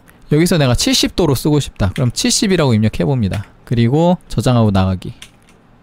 자, 부팅됐고 시네벤치 한번 다시 돌려볼게요. 한 바퀴만 돌려보겠습니다. 그럼 보시다시피 70도 약간 되기 전부터 빨간색으로 바뀌면서 70도에서 여기서 스로틀링을 걸어버려요. 그래서 지금 소비 PPT를 보면은 PPT도 낮아졌죠. 그렇기 때문에 이렇게 스로틀링을 걸어서 70도에서 아예 멈춰버리는, 근데 이게 단점이 있는데 스로틀링을 걸어서 온도를 떨어뜨리는 겁니다. 지금 성능을 더 쓰고 싶은데 지금 70도에서 못 올라가게 스로틀링을 걸어버리는 거기 때문에 유효 클럭을 보면 아까는 같은 세팅에서 5000 클럭까지 도달을 했는데 스로틀링에 걸려서 클럭이 떨어지죠. 이런 단점이 있습니다. 근데 이게 올코오브화 상태에서 온도가 걸리는 거기 때문에 예를 들어 상시 뭐 게이밍 환경에서 이 정도 온도도 안 간다 그러면 사실 퍼포먼스에 그렇게 큰 영향은 없을 수도 있어요. 그 다음에 두 번째 방법 보여드리겠습니다. 이 플랫폼 서멀 스로틀이라는 옵션을 사용했을 때는 클럭을 올렸다가 스로틀링을 걸어서 떨어뜨리는 방법이거든요. 이거를 일단 다시 초기화하고 오토로 바꿀게요. 지금 이제 보여드릴 거는 PBO 리밋 옵션에서 매뉴얼로 바꾸고 PPT 옵션을 적절하게 수정을 하는 겁니다. 예를 들어 방금 70도 세팅을 걸었을 때 PPT 한 81, 82W 그 정도 썼죠. 그거를 80W로 이렇게 직접적으로 값을 지정을 해서 제한을 해버리는 겁니다. 이 방식은 올렸다 떨어뜨리는 게 아니라 올리다가 막는 거예요. 못 올라가게. 그래서 이걸로 한번 돌려볼게요. 자, 부팅되고 시네벤치 돌려보면 PPT 80W에서 그냥 막아버리는 겁니다. 그래서 80W 정도가 되면 온도는 80W 이내에서 얼마든지 올라가거나 내려가거나 할 수 있어요. 그래서 예를 들어 전자의 방법으로 70도 세팅을 하면은 상온이 올라가면은 성능이 떨어져요. 스로틀링이 걸리기 때문에. 그 대신 70도는 유지해 줍니다. 근데 지금 같은 방법은 80W는 계속 해줘요. 그렇기 때문에 상온이 올라가면은 온도도 더 올라갈 수도 있어요. 온도에 리밋을 거는 게 아니기 때문에. 그치만 성능은 동일하게 유지를 해줄 겁니다. 그런 장단점이 있어요. 그러니까 온도 제한을 걸었을 때보다 지금 소비 전력이 더 낮기 때문에 지금 점수도 소폭 떨어지긴 했고 클럭을 못 봤네. 다시 한 번만 돌려볼게요. 지금 클럭은 요 정도 터지죠. 실질적으로 클럭 터지는 것만 보면은 스로틀링 걸지 않은 이 PPT로 제한하는 방식이 클럭은 더 잘 터지거든요. 장단점이 있습니다. 저는 개인적으로 PPT로 제한하는 방법을 더 추천드려요. 근데 나는 계절과 상관없이 딱 온도 맞춰서 쓸 거다 하시는 분은 전자의 방법으로 온도 제한을 걸어 쓰는 방법도 나쁘진 않을 겁니다. 자, 이런 식으로 돌아갔고, 자, 이번에 할 거는 커브 옵티마이저가 아니라 일단 바이오스 초기 한번 하고요. 커브 옵티마이저는 이 CPU의 최대 클럭인 5GHz 이상 못 올리죠. 지금부터 보여드릴 거는 수동 오버클럭입니다. 수동 오버클럭인데, 수동 오버클럭은 만약에 수율이 좀 더 여유가 있다면 5GHz 이상 올릴 수도 있어요. 지금부터 해볼 건데 과연 될지 안 될지. 일단 메뉴를 보면요, 여기 트위커 메뉴에서 할 거고요. 그 다음에 여기서 중점적으로 쓸 거는 CPU 레이시오 모드. 이 CPU 레이시오 모드는 그냥 올코어로 두시면 됩니다. 그 다음에 CPU 클럭 레이시오, 이 값이랑 밑으로 쭉 내리면 CPU V코어 요 값 있습니다. 이거를 눌러보면 이렇게 두 개의 값만 쓸 거예요. 자, 일단은 부팅을 좀 시켜야 될 건데 스타트 포인트가 좀 필요합니다. 스타트 포인트는 순정 상태에서 부하를 주고 가늠해 보셔도 되는데, 일단 전압은 이게 직접 고르면 너무 많아서 키보드로 직접 입력할게요. 1.2V로 한번 시작을 해볼게요. 그 다음에 위로 올라와서 CPU 클럭 레이시오는 올코어 부하 줬을 때 한 46배수 정도 돌아갔죠. 46배수로 해볼게요. 자, 46배수. 그리고 저장하고 나가기. 자, 부팅됐고 아까처럼 시네벤치 한 바퀴씩 돌리면서 값을 찾아볼 건데, 자, 멀티코어로 한번 돌려볼게요. 수동 오버클럭 방식은 PBO랑 약간 다르게 내가 입력한 클럭까지 도달하려고 노력을 합니다. 그래서 지금 46배수 돌아가고, 그 다음에 전압은 1.2V 줬죠. 전압 같은 경우는 어디서 센싱 하느냐에 따라서 다른데 뭘로 센싱 하느냐가 중요한 게 아니라 내가 입력한 값을 모니터링 할 수 있는 값이어야 됩니다. 메인보드마다 다르고 바이오스마다 또 다를 수가 있는데, 다른 제조사 말고 기가바이트 같은 경우는 여기 VID 값이 1.2V로 나옵니다. 약간 동작할 때는 약간 떨어지긴 하는데 어쨌든 간에 이 VID를 참고하면 될 것 같아요. 이 VID 값을 센싱하는 포인트가 메인보드 제조사마다 또 다를 수가 있어서 다른 메인보드 쓰시는 분은 이게 내가 입력한 값으로 안 나올 수도 있어요. 근데 어쨌든 이게 표기값이 어떤 값이냐 이게 중요한 게 아니라 내가 입력한 값을 모니터링 할 수 있어야 됩니다. 그래서 일단 요 VID를 쓰면 될 것 같아요. 그 다음에 지금 46배수를 넣었는데 4600에 도달하지 못하는 이유는 요거 지금 버스 클럭이 99.8이죠. 100이 아닙니다. 99.8 곱하기 46 하면은 4591쯤 나올 거예요, 아마. 그 다음에 1.2V를 줬을 때 약 88W에 준하는 전력을 소비를 하네요. 거의 순정에 달하는 소비 전력량을 소비를 합니다. 그래서 온도는 요 정도 나오고. 근데 클럭이 낮다 보니까 성능이 좀 많이 떨어지죠. PBO랑 수동 오버클럭의 차이는 PBO는 가능한 한 최대 부스트를 부하량에 따라서 유동적으로 하는 반면에 부하가 심하면 클럭을 낮추고 부하가 낮으면 클럭을 높이고, 그런데 수동 오버클럭은 그냥 냅다 입력한 최대 클럭 때려버려요. 그래서 그게 돌아가냐 안 돌아가냐 그것만 놓고 봅니다. 그래서 부하가 낮은 경우에는 쉽게 돌아가고 부하가 높은 경우는 온도가 미쳐 날뛸 수 있어요. 뭐 그런 식으로. 그래서 수동 오버클럭을 할 때 중요한 거는 내가 지금 현재 가지고 있는 시스템에서 온도를 최대한 몇 가지 쓸 수 있냐, 그 말은 최대 전압을 몇 가지 쓸 수가 있냐가 중요한 겁니다. 결국에는 전압을 먼저 잡아야 되는데, 일단 전압 잡기 전에 아까 클럭이 4600에 딱 맞게 떨어지지 않았던 게, 그게 곱해지는 배수가 100이 기준이 아니라 99.8로 약간 떨어져서 그런데, 여기 스프레드 스펙트럼 컨트롤을 디세이블로 꺼줄게요. 이거 꺼주면 아마 100으로 딱 떨어질 거예요. 그 다음에 전압값은 저 같은 경우는 1.2V를 넣었더니 시네벤치 정도의 부하량에서 88W가 나왔더라. 부하량이 좀 더 라이트해지면은 전력량이 더 떨어질 수는 있고요. 시네벤치보다 더 높은 부하가 걸리면은 이제 전력량이 올라가면서 셧다운이 날 수도 있습니다. 그러니까 예를 들어 시네벤치보다 더 높은 부하의 툴을 사용하게 되면 1.2V는 계속 가져가려고 해요. 근데 부하가 시네벤치보다 높게 걸리면은, 자, 공식 전력은 전류 곱하기 전압. 그러면 전압은 1.2V로 고정인데 시네벤치 정도의 부하량이 X라고 하는 전류를 쓴다고 칩시다. X 전류 곱하기 1.2V가 W 88W였어요 방금. 근데 이 X가 몇인지 모르겠지만 X보다 높은 Y라는 부하량의 전류값을 사용하는 어떤 툴을 돌렸을 때 그게 X보다 높으면요, 그러면 결국에 1.2V 곱하기 Y를 하면 전력값 W는 88보다 클 거 아니에요. 근데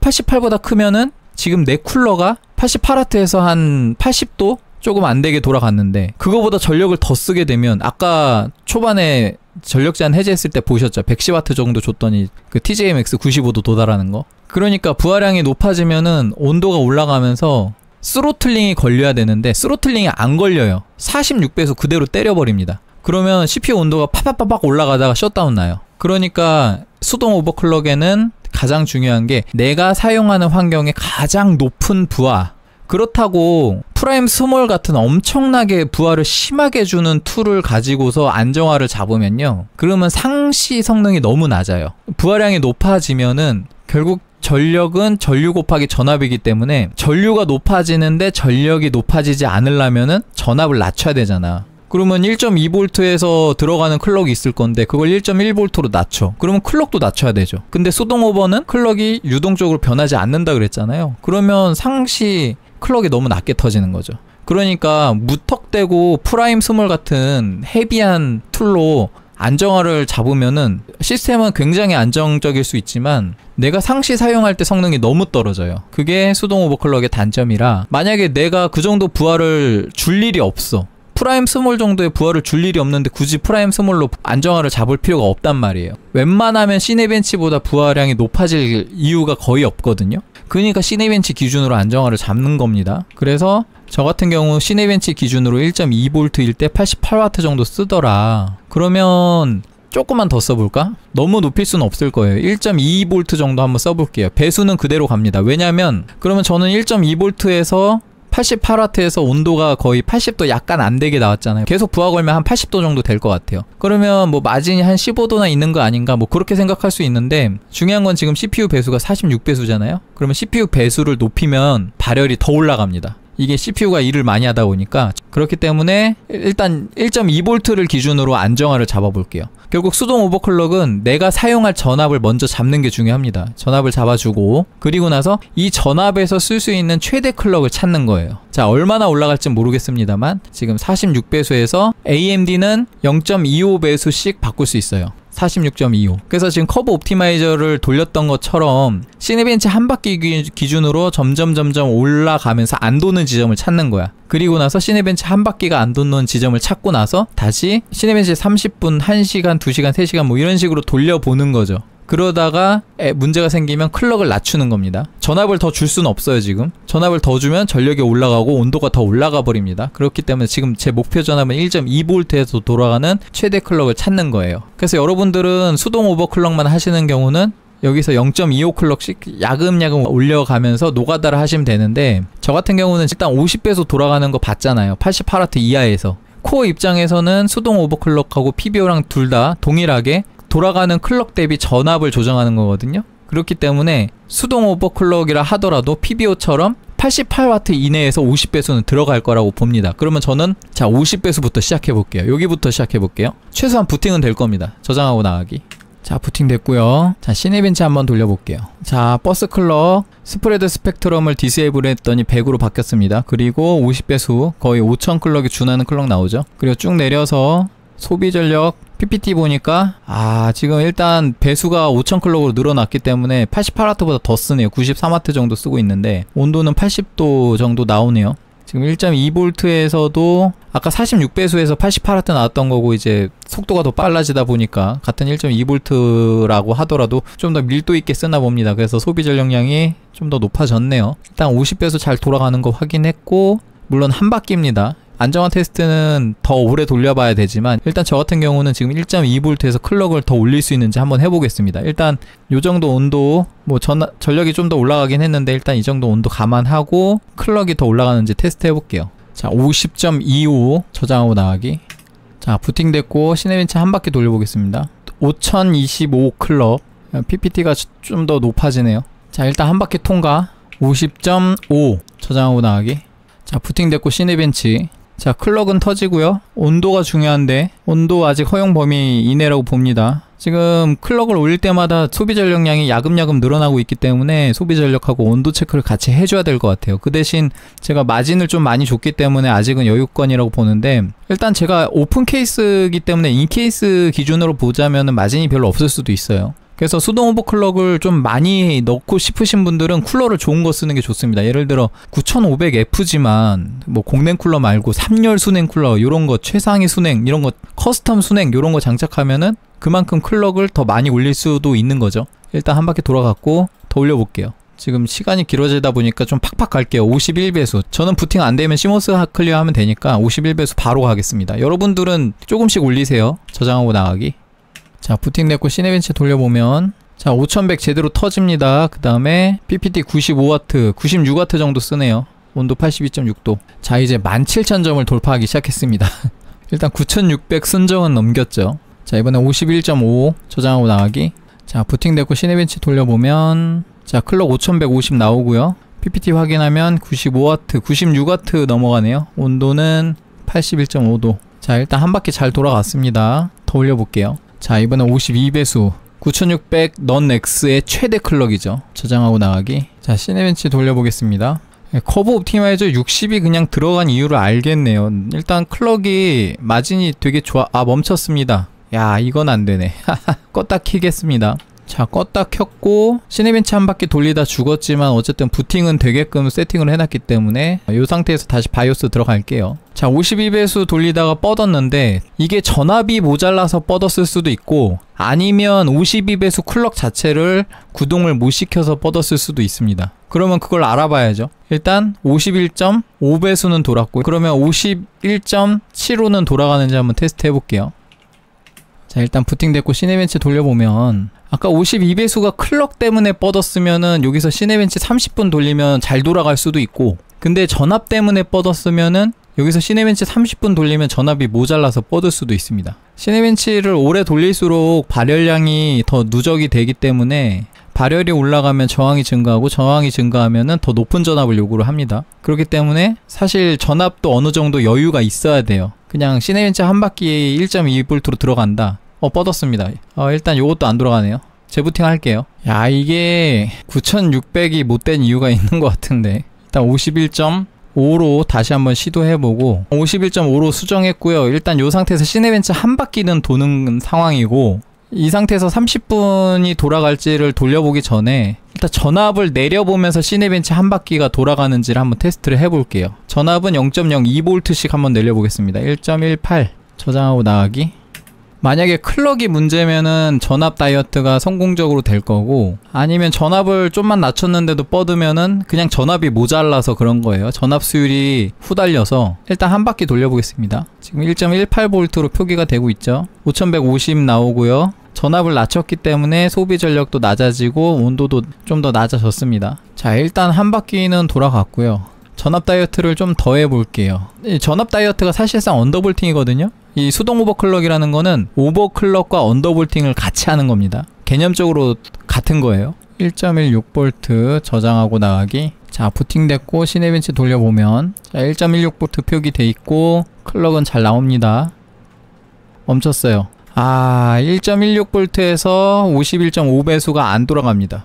그냥 뿔딱이네요. 자, 9500F로 나올 이유가 있었습니다, 여러분. 이게 9600이 안 되는 뿔딱 CPU를 9500F로 낸 것 같아요. 아무튼 일단은 이렇게 해봤는데, 여기서 수동 오버클럭을 안정화를 하는 거는 이제 전압을 1.2V 정도로 맞추고, 그리고 시네벤치 이제 최소 30분, 권장한 시간, 최대 2-3시간 이런 식으로 돌려서 안정화 테스트를 진행하고 실사용 테스트까지 하시면 됩니다. 지금 51.5배수로 안정화가 될지는 모르겠어요. 안 될 수도 있습니다. 지금 시네벤치 한 바퀴만 돌렸기 때문에. 지금 전압 수율 문제로 1.16V에서도 한 바퀴가 안 돌아가니까 제 생각에는 시네벤치 장기 테스트 기준으로 1.2V에서 51.5배수도 안 돌아갈 가능성이 있습니다. 그렇지만 51.25배수 무조건 돌아갈 거거든요. 이 정도 전압 마진이면. 그러니까 이런 식으로 테스트를 해서 안정화 잡은 수치로 사용을 하면 됩니다. 수동 오버클럭의 장점은 지금 보셨다시피 일단 이 CPU의 최대 클럭을 돌파할 수 있을 정도의 수율을 가지고 있으면은 어쨌든 클럭을 더 높일 수 있어요. 지금 52배수 도달을 못했지만 그래도 51.25, 그러니까 5125클럭 정도만 나오더라도 이 CPU가 원래 기존 스펙을 가지고 터트리는 클럭이 5022클럭이거든요. 그러면 일단 100클럭은 더 올릴 수 있는 거야. 해볼까요? 이게 전압 마진을 가지기 나름이긴 한데 51.25, 그 다음에 전압은 1.2V로 그냥 할게요. 여기서 51.25클럭 기준으로 전압 다이어트도 약간은 가능할 것 같긴 한데 어쨌든 1.2V로 그냥 넉넉하게 하겠습니다. 자, 저장하고 나가기. 자, 1.2V에서 51.25클럭으로 세팅을 했고요. 물론 시네벤치 잘 돌 것 같은데 일단 소비전력 PPT는 94W 정도, 온도는 80도 초반, 인케이스로 들어가도 90도 언더에서 돌아갈 거라고 판단됩니다. 이렇게 세팅해서 안정적으로 돌아가면은 이제 실사용 테스트 해보고 뭐 게임도 해보고 뭐도 해보고 하면 될 것 같고, 일단 이 CPU의 최대 클럭보다 더 높은 클럭을 달성을 했기 때문에 순정 성능보다 무조건 성능이 더 잘 나올 거예요. 이렇게 CPU의 최대 성능보다 더 클럭을 높일 수 있는 경우에는 PBO보단 수동 오버클럭이 더 낫습니다. 근데 이 CPU의 최대 클럭까지 도달 못하는 경우는 수동 오버클럭보다는 PBO가 더 나아요. 그래서 취사 선택하시면 될 겁니다. 이게 수율 마진이 제 거 같은 경우 5125클럭 정도지만 여러분들 CPU는 100클럭도 못 올릴 수도 있어요. 이게 5200클럭보다 안 들어가는 뿔딱이 모여서 출시를 했다라고 추정이 되고 있기 때문에 5000클럭에서 5200클럭 사이에 그 뿔딱들이 모여 있고, 그렇기 때문에 그거보다 클럭을 많이 못 올릴 수도 있기 때문에 여러분들이 어쨌든 클럭을 많이 못 올리면은 그냥 PBO로 쓰는 게 낫다. 근데 클럭을 많이 올릴 수 있으면은 그러면 수동 오버클럭이 더 효율적입니다. 그 다음에 언더볼팅은 사실 오버클럭이랑 같은 이야기라서 언더볼팅도 그냥 간단하게 설명만 하고 갈게요. 보통 언더볼팅이라고 얘기를 하면은 클럭을 안 높이고, 예를 들어 이 CPU의 최대 클럭이 5000클럭이라고 치면은 50배수를 고정시키고 거기서 50배수를 돌아가는 최소 전압을 찾는 거예요. 다이어트에서 아까 제가 했던 것처럼 전압을 조금씩 낮춰가면서. 근데 전압을 0.01V씩 낮추면은 테스트하기 좀 번거로울 수 있습니다. 예를 들어 특정 전압에서 돌았는데 다음에 돌렸을 때 안 돌아갈 수 있어요. 그러니까 조금 갭을 줘서 0.02V, 0.3V 정도씩 낮추시면 될 거예요. 그래서 돌아가는 전압을 찾아서 최대한 낮은 전압으로 쓰는 게 언더볼팅이다. 그러면은 전압이 낮다 보니까 전력도 낮을 거고, 전력이 낮으면 온도도 낮을 거다. 그래서 보통 저전력 시스템, 특히 SFF 같은 그런 저전력이 필요한 시스템에서는 이런 CPU 갖다 박아놓고 전압 다이어트를 해서 쓰는 경우도 있습니다. 지금 클럭 마진이 1.2V에서 5125 클럭 정도까지 약 125 클럭 정도 더 들어가는 상황이거든요. 지금 클럭 마진이 5000 클럭 대비 125 클럭 정도 더 들어가는 상황이기 때문에 5000 클럭으로 세팅을 했을 때 이 125 클럭 정도의 전압 다이어트가 가능할 겁니다. 1.2V가 아니라 거기서 125 클럭 정도의 전압 다이어트가 가능할 거예요. 그런 식으로 세팅을 하면은 온도를 팍 낮춰서 그렇게 전압 다이어트를 할 수도 있을 거예요. 그것까지 한번 보여드릴게요. 어차피 얘는 잘 돌아갈 것 같으니까. 그 언더볼팅 시도하실 때도 어느 정도 돌아가는지를 봐야 되는데 이 CPU가 순정해서 옳고 46배수였죠. 그러니까 여러분들 전압 다이어트를 하실 때도 먼저 오버클럭 테스트를 먼저 하셔야 돼요. 이게 어느 정도 클럭이 들어가는지. 그래서 목표 클럭을 잡아야 됩니다. 예를 들어 CPU마다 다르겠지만 1.2V에서 진짜 50배수도 안 돌아가는 CPU도 있을 수 있거든요. 그렇기 때문에 46배수부터 시작을 해서 목표 클럭을 정해요. 나는 못해도 50배수는 됐으면 좋겠다. 그럼 오버클럭을 해봐요. 방금 제가 보여드린 것처럼 오버클럭을 한 50배수까지 오버클럭을 하고,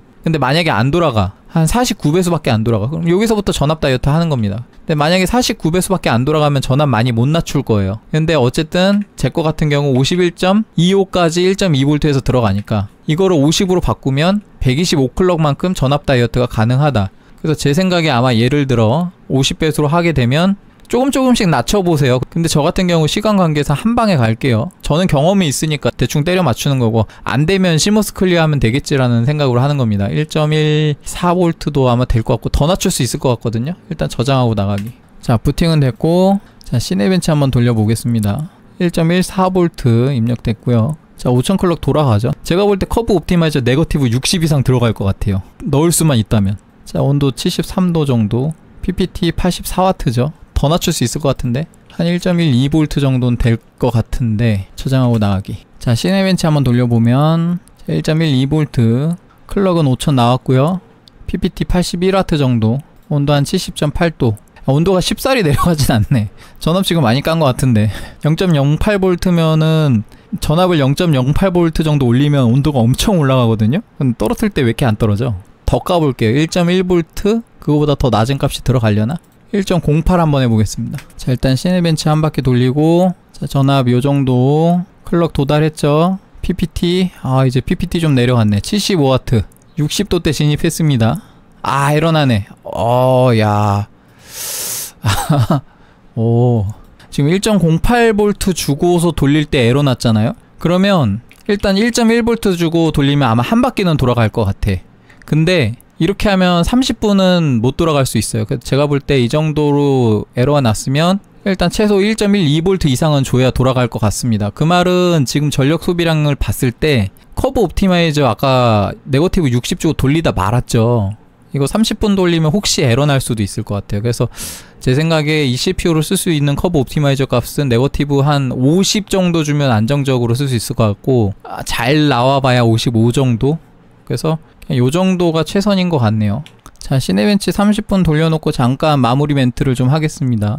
자, 1.12V, 그리고 유효 클럭은 자 5000에 도달했고요. 지금 PPT 80W 초반대, 온도 70도 초반대 이렇게 나올 것 같습니다. 지금 일단 제가 이 9500F 가지고 보여드릴 수 있는 거, 처음에 이제 전력 제한, 커브 옵티마이저, 그리고 수동 오버클럭, 그 다음에 언더볼팅까지 보여드렸어요. 여기서 마지막으로 이제 팬 속도 조절까지 보여드리면 될 것 같은데, 일단 이거 돌리면서 잠깐 멘트 좀 치자면, 제가 입력한 값은 제 CPU에 해당하는 값입니다. 다시 한번 강조하지만 여러분들 환경에 맞는 값을 직접 찾으셔야 된다는 거 방법적으로 보여드리려고 지금 노가다 하는 거 일일이 다 보여드리고 있어요. 평소 같은 경우는 다 편집해서 날리면 되는데 영상이 오늘은 좀 길어질 예정입니다. 근데 7500F 때도 3시간짜리 영상을 다 보고 계시더라고. 지금 여러분들은 좀 더 짧은 시간에 보시겠지만 저는 지금 녹화 거의 4시간째거든요. 저도 이제 슬슬 마무리를 해야 돼서, 이렇게 노가다 하는 거를 직접 보여드리는 거는 여러분들이 값을 따라하는 게 아니라 방법을 따라 하셨으면 해서 보여드리는 겁니다. 그래서 여러분들 충분한 안정화 테스트 하셔서 이상 없이 시스템 쓰셨으면 좋겠고, 그리고 온도가 변하면 전압 요구량이 늘어나요. 그러니까 최대한 더울 때 테스트하는 게 좋거든요. 근데 지금 온도가 덥지 않다, 이미 날이 풀렸다, 그러면 이렇게 일단 쓰시다가 날이 좀 다시 더워진다, 여름이 다가온다 하시면 세팅을 한번 다시 잡으셔야 될 수도 있어요. 근데 그런 게 좀 번거롭다 하시는 분은 마진을 좀 많이 주고 쓰면 돼요. 예를 들어 지금 제가 50배수에 1.12V로 잡았죠. 여기에 한 1.15V, 1.2V 요렇게 때려놓고 쓰면은, 그러면은 요구 전압량이 올라가도 충분히 커버가 되는 겁니다. 이런 식으로 커브 옵티마이저도 마찬가지예요. 제가 이 CPU의 커브 옵티마이저를 예를 들어 네거티브 50 정도로 마무리를 지었다고 하면은 거기서 네거티브 45, 네거티브 42 정도로 놓고 쓰면은 온도가 올라가서 요구 전압량이 어느 정도 올라가도 커버가 되는 겁니다. 그런 식으로 마진을 조금씩 줘가면서 쓰면 됩니다. 초반에 설명은 드렸다시피 지금 이 9500F CPU가 9600 5.2GHz라는 클럭에 도달하지 못하는 뿔딱 제품을 클럭을 낮춰서 출시를 한 걸로 보이기 때문에 지금 보여드리고 있는 오버클럭이나 언더볼팅, 커브 옵티마이저 이런 세팅은 AMD가 세팅한 그 200이라는 클럭 갭이 있잖아요. AMD는 이 CPU에 대한 클럭을 딱딱 맞춰서 출시를 할 수 없었을 거예요. 200이라는 갭을 주게 된 계기는, 야 5200에서 뿔딱들 출시를 하려고 하는데 어느 정도 갭을 줄까? 라고 했을 때 한 5000 정도 주면 될 것 같다 라는 갭을 준 거예요. 그 사이에 도달하는 여러가지 잠재력을 가지고 있는 코어들이 있겠지만 어떤 CPU가 나한테 올지 모르니까 그거를 최대한 활용하는 절차에 지금 있는 겁니다. 그렇기 때문에 어느 정도 적절하게 이렇게 세팅해서 쓰는 것 자체는 AMD가 라인업을 나누는 거랑 동일한 작업을 하고 있는 겁니다. 오버클럭이라고 해서 지레 겁먹고 오버클럭 하면은 CPU 빨리 죽는 거 아니냐, 그거는 실제로 경우에 따라 순정이 줄어들 수 있는데 그거는 순정값보다 더 높은 전압, 더 높은 온도 등을 사용했을 때 문제고, 그게 어느 정도 임계점을 넘지 않으면 괜찮아요. 그 임계점이 TJ-Max나 아니면은 뭐 전력 제한 이런 거에 대해서 어느 정도 안전장치가 있기 때문에 그 범위 내에서 어느 정도 활용하는 거는 별로 문제가 없습니다. 문제가 있다고 하면은 너무 과도하게 욕심을 부려서 마지노선 근처에 잡아놓는 거야. 예를 들어 제 CPU가 5125클럭 밖에 안 들어가요. 5125클럭에서 전압도 딱 간당간당하게 다이어트를 해놨어. 그 상태에서 사용하다가 날씨가 더워져서 온도가 올라서 저항이 높아지면서 요구 전압량이 높아져. 그러면 뻗을 수도 있는 거예요. 그런 걸 사람들이 케어를 하지 못하고, 야 오버클럭을 사용하다가 몇 개월 사용하는데 시스템 뻗던데? 뭐 이런 식으로 얘기를 하면서 안 좋게 얘기를 하는 건데, 그거는 본인이 그거를 재조정하거나 아니면 그거마저 커버할 수 있는 마진으로 시스템을 세팅할 줄 몰라서 발생하는 일이거든요. 할 줄 알면 그런 건 문제가 안 돼요. 그러니까 여러분들 이런 거 이번 기회에 잘 배우셔서 세팅하실 수 있게 오늘 디테일하게 좀 설명을 했으니까 한번 잘 잡아보시고, 마지막으로 굉장히 유용한 정보 하나 드리고 마무리를 하겠습니다. 일단 시네벤치 종료를 할게요. 저는 지금 영상 녹화 중이니까 종료를 하는 겁니다. 여러분들은 오래 돌리셔야 돼요. 다다익선.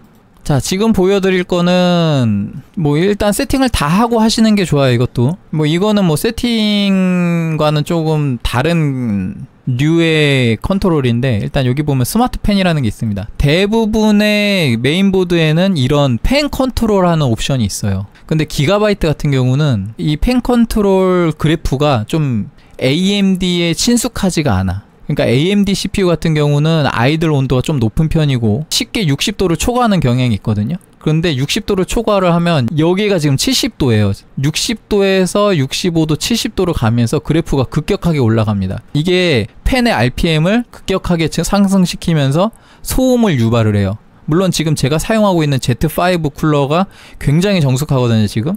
그래서 소음 별로 들리진 않는데, 어쨌든 여러분들이 어떤 쿨러를 쓸지 모르겠지만 RPM이 좀 높은 쿨러로 사용하면은 이 70도만 도달해도 100% RPM으로 돌아버려요.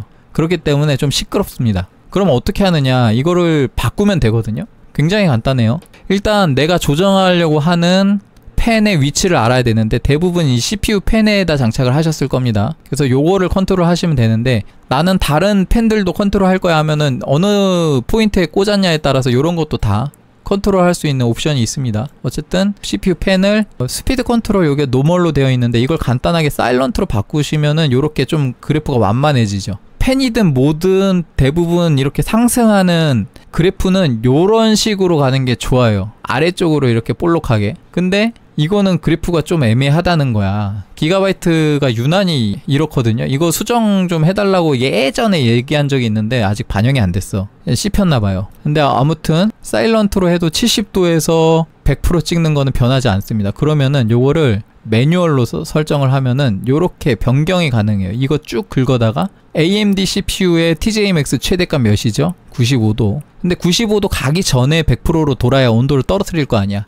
그러니까 예를 들어 90도나 아니면 85도 정도의 100을 놓습니다. 그리고 나머지 그래프들을 아래로 볼록하게 완만하게 그려주면 돼요. 그리고 AMD CPU는 아이들 상태에서 오픈 케이스로 돌려도 30도는 넘거든요. 그러니까 요거 1번 있잖아, 1번. 이 1번을 요로 당겨요. 30도. 아이들 상태에서도 여기서 돌아요. 이거 좀 더 낮춰도 돼요. 아이들 상태잖아. 이거를 예를 들어 펜을 한 10%로 돌게 할까요? 그러면은 여기서부터 여기 포인트를 완만하게 이렇게 아래로 볼록하게 그래프를 이렇게 손수 바꿔주면 요렇게 한번 세팅을 해봤어요. 이거 어떨까 싶은데 뭐 하기 나름인데 여러분들 맞게 조정해보세요. 요렇게 볼록하게 조정을 했고 각각 수치는 요 밑에 나옵니다. 밑에 나오죠. 그리고 이거 마우스로 이렇게 드래그 해도 되지만 요거 직접 입력해도 됩니다. RPM 10%, 20%, 30%, 45%, 65%, 뭐 85%, 100% 요렇게 세팅을 했는데 여러분들이 여기서 직접 숫자 입력해서 바꾸셔도 돼요. 저 같은 경우는 요렇게 한번 운영을 해봤습니다. 이렇게 하면은 펜이 굉장히 효율적으로 정숙하게 돌아갈 수도 있어요. 기가바이트 말고 다른 메인보드들도 이런 펜 컨트롤이 다 있습니다. 이렇게 본인 환경에 맞게 컨트롤해서 한번 이것도 해보시면 좋을 것 같습니다. 이렇게 펜 컨트롤 수정했으면 여기 세이브 펜 프로필, 그 다음에 리저브 인 바이오스, 그러면 성공적으로 저장됐다. OK 누르고 돌아가면 됩니다. 이제 여기서 저장하고 나가기 하면은 이제 펜 컨트롤 매뉴얼이 적용되죠. 자, 시네벤치 한번 돌려보겠습니다. 자, 이제 온도를 중점적으로 보면 되는데 이렇게 펜 컨트롤 하는 방법까지 소개해 드렸어요. 메모리까지 보여드리면은 좋을 것 같긴 한데 지금 시간이 너무 딜레이가 됐습니다. 근데 메모리는 사실 젠5 같은 경우는 다른 CPU랑 별반 다를 바가 없기 때문에 메모리 컨트롤하는 부분은 나중에 이 B850M 포스 메인보드 리뷰에서 제가 메모리 오버클럭을 거기서 다룰게요. 그러니까 그것까지 같이 참고해 주시면 될 것 같습니다. M-DAI로 진행을 할 거니까 지금 보시다시피 온도는 약간 조금 올랐죠. 그러니까 70도부터 100%로 RPM을 걸어버리는 거랑 85도에서 걸어버리는 거에 차이가 있습니다. 지금 온도가 75도도 안 됐기 때문에 아마 RPM이 100%로 돌지도 않았을 거예요. 그러니까 온도가 아까 돌렸을 때보다 소폭 높지만 어쨌든 RPM적으로는 TJ Max 대비해서 효율적으로 좀 돌게끔 세팅을 했고 이 세팅하는 거에 따라서 RPM이 좀 덜 돌게 되면은 쿨러의 소음이 줄어들 수 있다. 이렇게 보시면 됩니다. 오늘 영상이 좀 길었는데요. 도움이 좀 되셨다면은 구독과 좋아요 부탁드리고 여기까지 하겠습니다. 시청해주셔서 감사합니다. 구독과